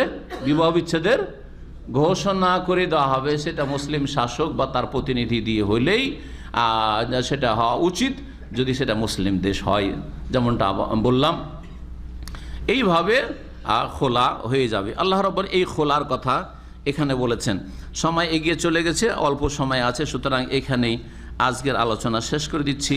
এই আয়াত থেকে আগামী সপ্তাহে ইনশাআল্লাহ তাআলা আবার আলোচনা শুরু করব, আর বাকি বিস্তারিত সব কথা ইনশাআল্লাহ তাআলা বলার চেষ্টা করব, কারণ তালাকের বিষয়টি অত্যন্ত গুরুত্বপূর্ণ। আল্লাহ রাব্বুল আলামিন যেন আমাদেরকে দিন শিখার তৌফিক দান করেন এবং দিন মোতাবেক জীবন গড়ার তৌফিক দান করেন। দাম্পত্য জীবনে আল্লাহ যেন আমাদেরকে সুখী করেন, আমাদের মা বোনদেরকেও সুখী করেন, আমাদের ভাইদেরকেও সুখী করেন। বিশেষ করে যেসব ভাইরা এখানে এসেছেন তাদেরকে আল্লাহ রাব্বুল আলামিন যেন সুখী করেন। আল্লাহ রাব্বুল আলামিন যেন আমাদেরকে দুনিয়া আখিরাতের কল্যাণ দান করেন।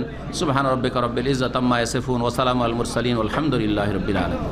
যদি কোনো ব্যক্তি আল্লাহর নামে শপথ করে আর তারপরে ভঙ্গ করে, তাহলে তার কাফারা কি? বলেন তো আপনারা, কাফারা কি? কসমের কাফারা সূরা মায়েদার আয়াতে রয়েছে, লা ইউআখিযুকুমুল্লাহু বিল্লাগবি ফি আইমানিকুম ওয়ালাকিন ইউআখিযু মা আকাদতুমুল আইমান ফাকাফারাতুহু। কে বলবেন? হইচই না করে বলেন।